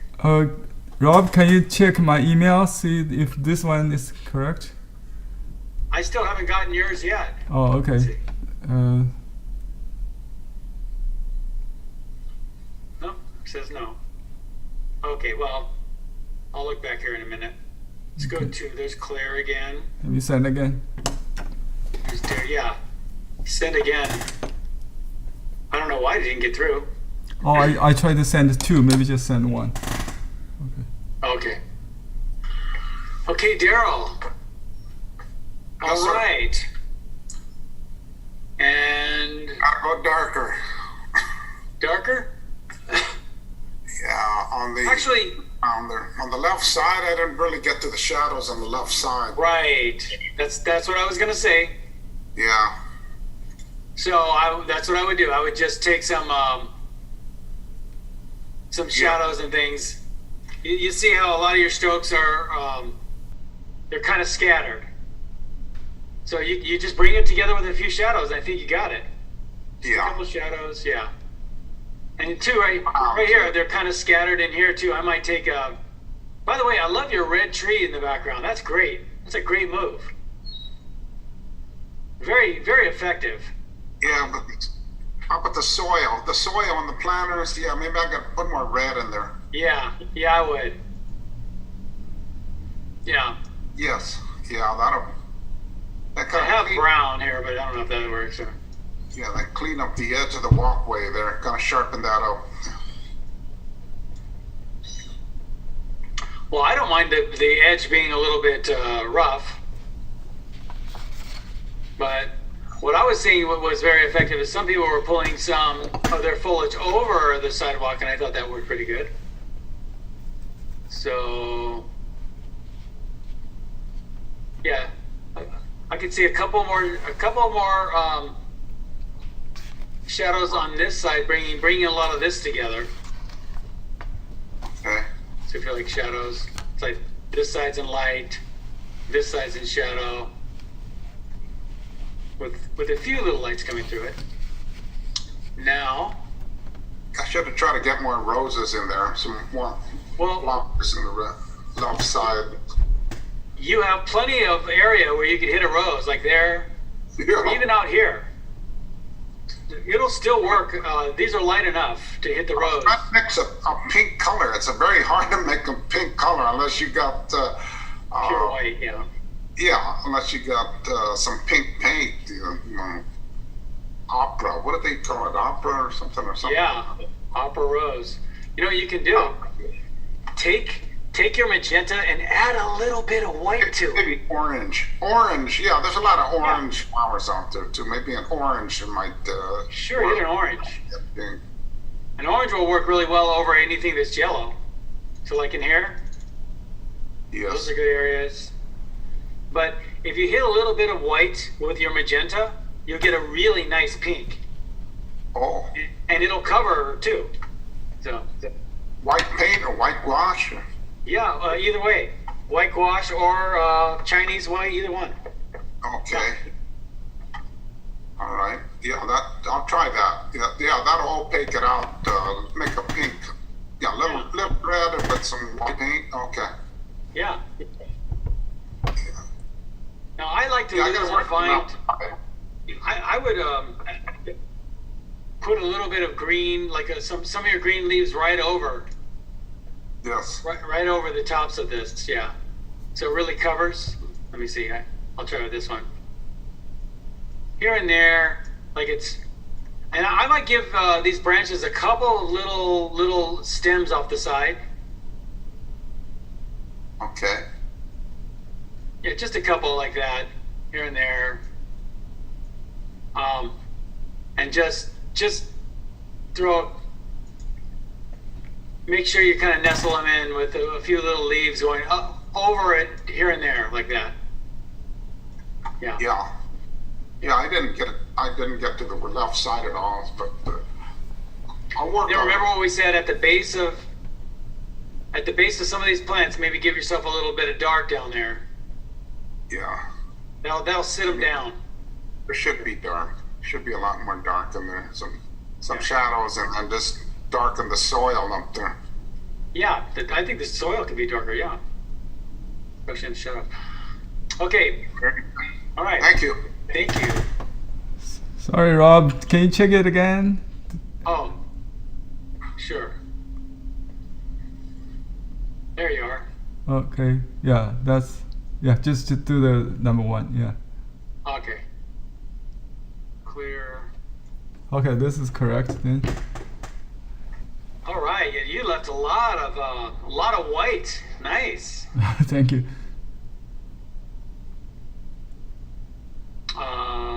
Too much white, huh? No, that's fine.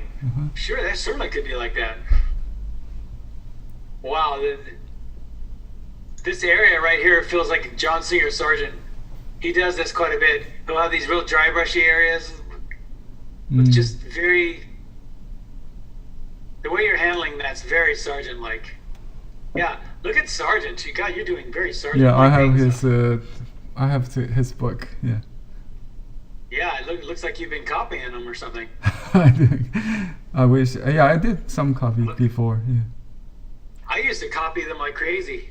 Yeah, we maybe should copy Sargent in one of your class. Just show us. Probably. Would you guys want to do that? A copy of a master? Yes, Sargent. We've never done that. We could do it. Yes. Yes. Yes. Wow. That would be great.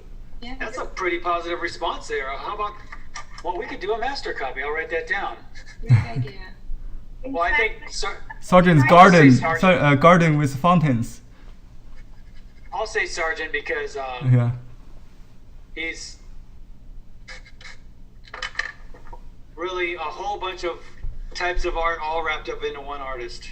Yeah, I always hear you mention referring to his work. Many of them maybe also interested. What was that? I couldn't hear you. Oh, if those artists' name you always refer to, always. Yeah. Yeah. Okay, well, I mean. For my painting, Rob, I was trying to imitate your painting, so I confess. I was imitating a master. Well, I don't know about that, but. Yeah, you are a master yourself, certainly. Well, thank you. I think, you know, what the funny thing about masters is that usually, you know, you got to be dead for a while. By the way, if you guys, let me show you something here, because you're not. You see these little semi-opaque areas? How he got this blue here? Yeah, these are gouache. Yeah. So there's some gouache. See how he's adding gouache to there? Little special little hints of gouache here and there. Mm-hmm. That's a wonderful little area of red, yellow, and blue. Look at that. And it really breaks it up nicely. Thank you. It's a nice piece. Yeah, I like all the white, by the way. I like that you didn't throw all the stuff. I like the white. So. Yeah, I think this class really helped decoding your process, and thank you for your generosity for sharing all this secret. Oh. Yeah. Well, that's why I'm here. Yeah, I learned a lot honestly, from this class. To me, that's what the whole point is. You know. Yeah, I like the you put the dark and the light, the key points first. That's very different. You must have a whole picture in your mind, I think. Oops. I don't know. Usually I'll come at it with a feeling, and a feeling. I try not to think about it That's too what much. I just. Yeah, it's a feeling. So you really are in charge of things. Yeah. And you start from everywhere, not just a single point. Yeah. Yeah. You just kind of work your way around the piece a few times. This is a really nice piece. Thank you. I know what you were saying about. You were saying something like you tried doing this a few times and you couldn't get it right. I think you got this one right. Oh, that's a very compliment. I'm very happy to hear that. Okay. I like all the overlapping. Yeah, that's the part I wasn't sure which one comes first. You know. Yeah. Yeah. Now I still don't know, but I got the idea. And I like the way you did the shadow on the ground, really kind of lost and found. As I said, I tried to. Hard edges in the one in my demo, but I like your soft edges. They're really nice. I think the vertical line really makes different. I noticed the other people's shadow. I also have some I sketch I did with horizontal, strong horizontal lines. I really think this vertical line really leads your eye inside. Yeah. Yeah, I noticed you didn't put in these pores. Ones going across. Yeah, that's on the photo, but you didn't emphasize on that. Actually, there are some they're not solid posts. They also have like grids. Vertical grids. Yeah, so that's. Yeah, verticals. Yeah. Anyway, this. They really lead your eye in, don't right, they? I think that really makes the compositional difference. Yeah. Oh yeah. But my perspective may be wrong. It's fair. I don't even care. Okay. I don't even notice. I don't even notice. If your perspective isn't 100% correct, I don't care. But see, these lines are converging. Okay. So, but if they're not totally, who's to say whether these lattice aren't perfectly? A lot of times they're kind of messed up. But who cares? I mean, it looks great. It looks very natural. This piece looks it's a very natural way of working to it. How did you do the bronze on the just like a flower bed outside the just and under those plants, outside the cement ground. You know, did you do it today? I don't recall. So on the original, I see these? They're darks and light on the browns, the soil. The browns, You know what? Well, I think I think I just put in like a burnt sienna or something like that, pretty close to that down here. Yeah. And then I put in a pretty dark shadow over it. Yeah, that's what I see. There are two different values. So and I see something on the left side also. I thought it was pots. But yeah, it's soil also, I think. But that really grounded. Yeah. Nice. That's a beautiful piece, Henry. Thank you for your teaching. You need to enter that in a show or something, you know? I should say after Rob. Thank you. That's a nice piece of work. Okay. Thank you for your approval. By the way, I've seen a lot of painters paint this motif. Not only the motif, but I've seen painters actually paint right from where I was painting. Did it do well? I think it's a very challenged. It's a popular place to paint over there. Right. I did. Wow, nice color, Daniel. Wow. I love these colors. Driving me nuts with Thank you. Look at that. Well, I mean, I could say, I mean, they feel like they're almost all in shadow. Except for the tops and certain places. So, I mean, if you could really strike it with some white on there, might give it a little more pop. But I really don't care. I really like the color. Look at how this is a good example of what I'm talking about when I say that that your shadows can have all this color in them, because they take on the color of the things that are around them. And in this case, you have all these pure pigmented flowers around these. They could take on all kinds of colors, so why not just go crazy with it? And Daniel took the reins and went crazy with it. I love it. I could be crazier. I'm thinking about it.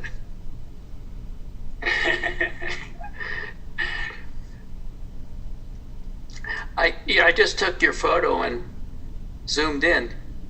Right. Exactly. Pop in a little through it. And I like the way you gathered up all of your foliage here into like a form. You gave it form and contour. Well, thank you. That's one thing I've been fighting with. Well, you did that well.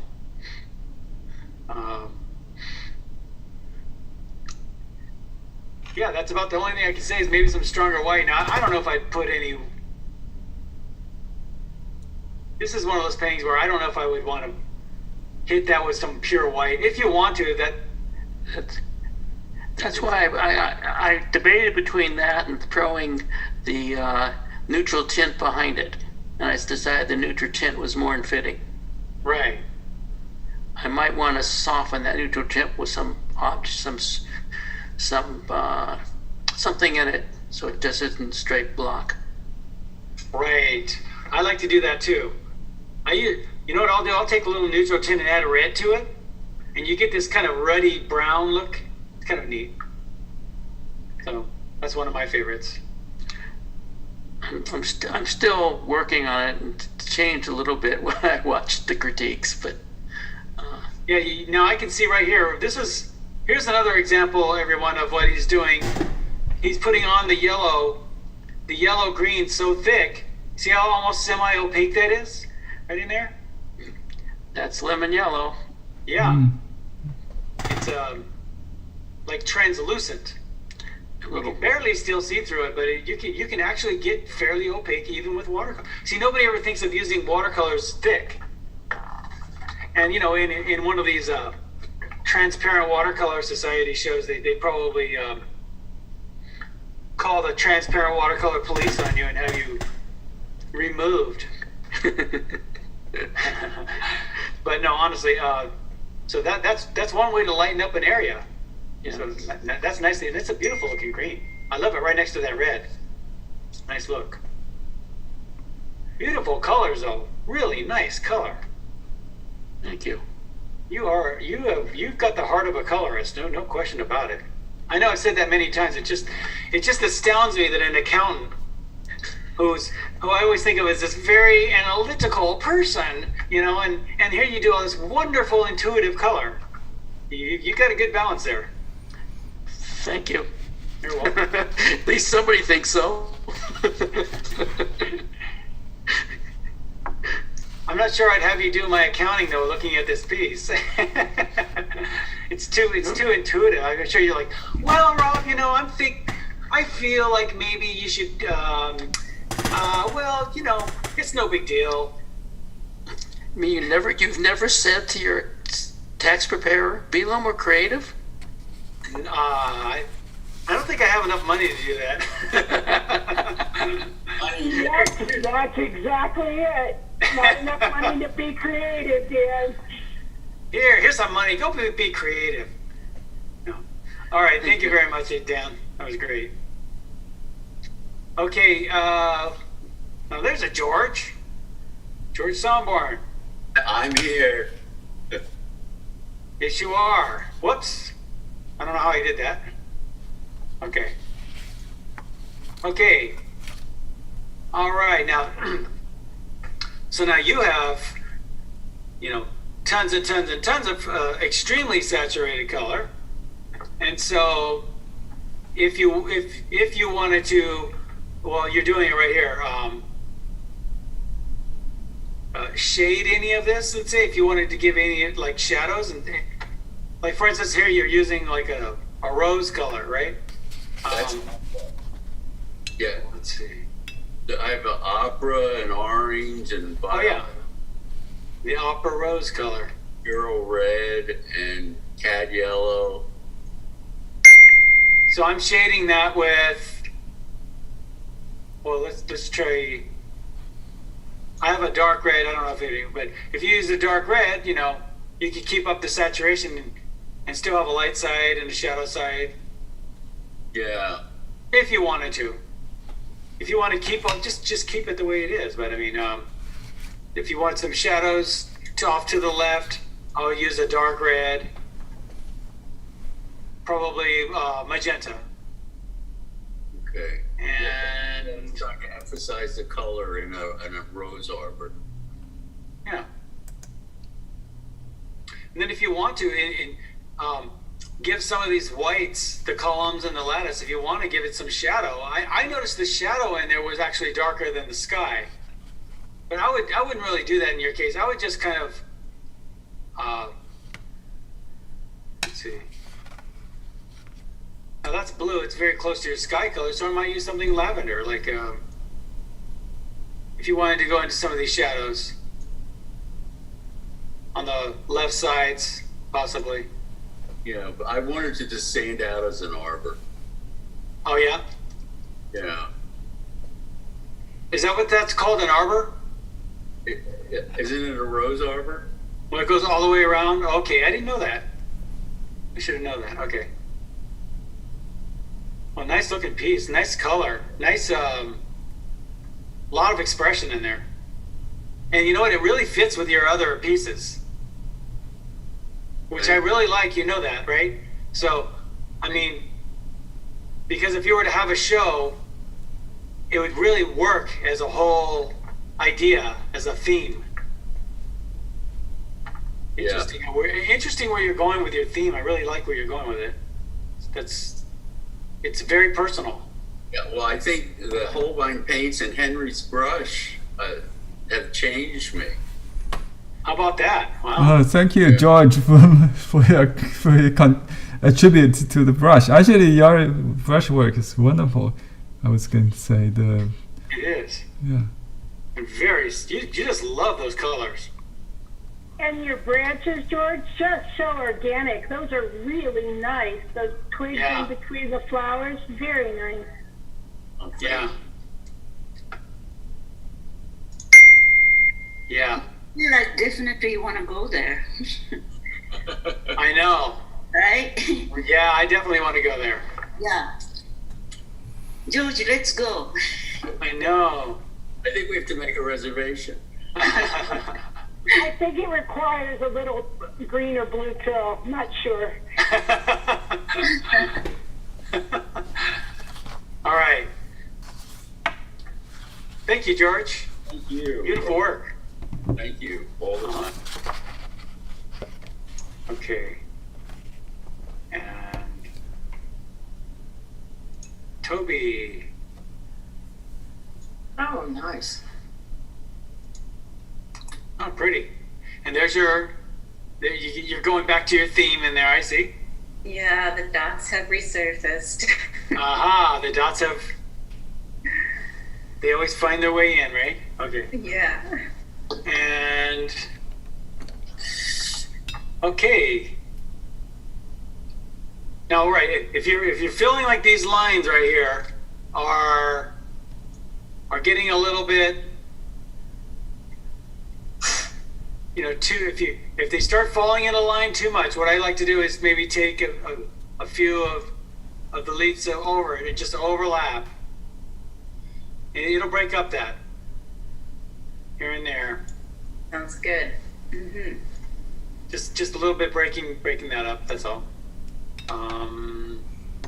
Maybe a little more green. You got a lot of yellow, and the yellow, I mean, just glaze a little green. If you use Prussian blue and a little bit of cad yellow, you can glaze a little bit of that over, and that'll give you a little more variety. So keep some of your yellow, I mean, but definitely break in a little bit more green here and there if you like.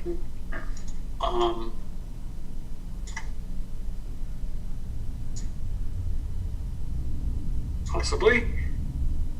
And right, some of these darker silhouettes. Now you went very, very light with your branches, and I think that works very nicely. Thanks. Maybe a couple of little leafy things up to the side there. That's kind of big, obviously, but just to break things up. Mm-hmm. Remember too, everyone, it is a little weird that there's not more leaves and stuff on their sidewalk. I think they had just gotten, somebody just went past me and blew off all the, those guys with the blowers, right? They love to follow me around. I don't know what it is. I think there's a conspiracy out there, though. 1,000. Did you know they have 1,000 gardeners at the Huntington? Oh, I know, but you'll hear me. If any of you have taken my class for a while, you'll notice I'm always complaining about those gardeners. Go away! Leave me alone. Okay. Yeah, and I can see maybe some more saturation in your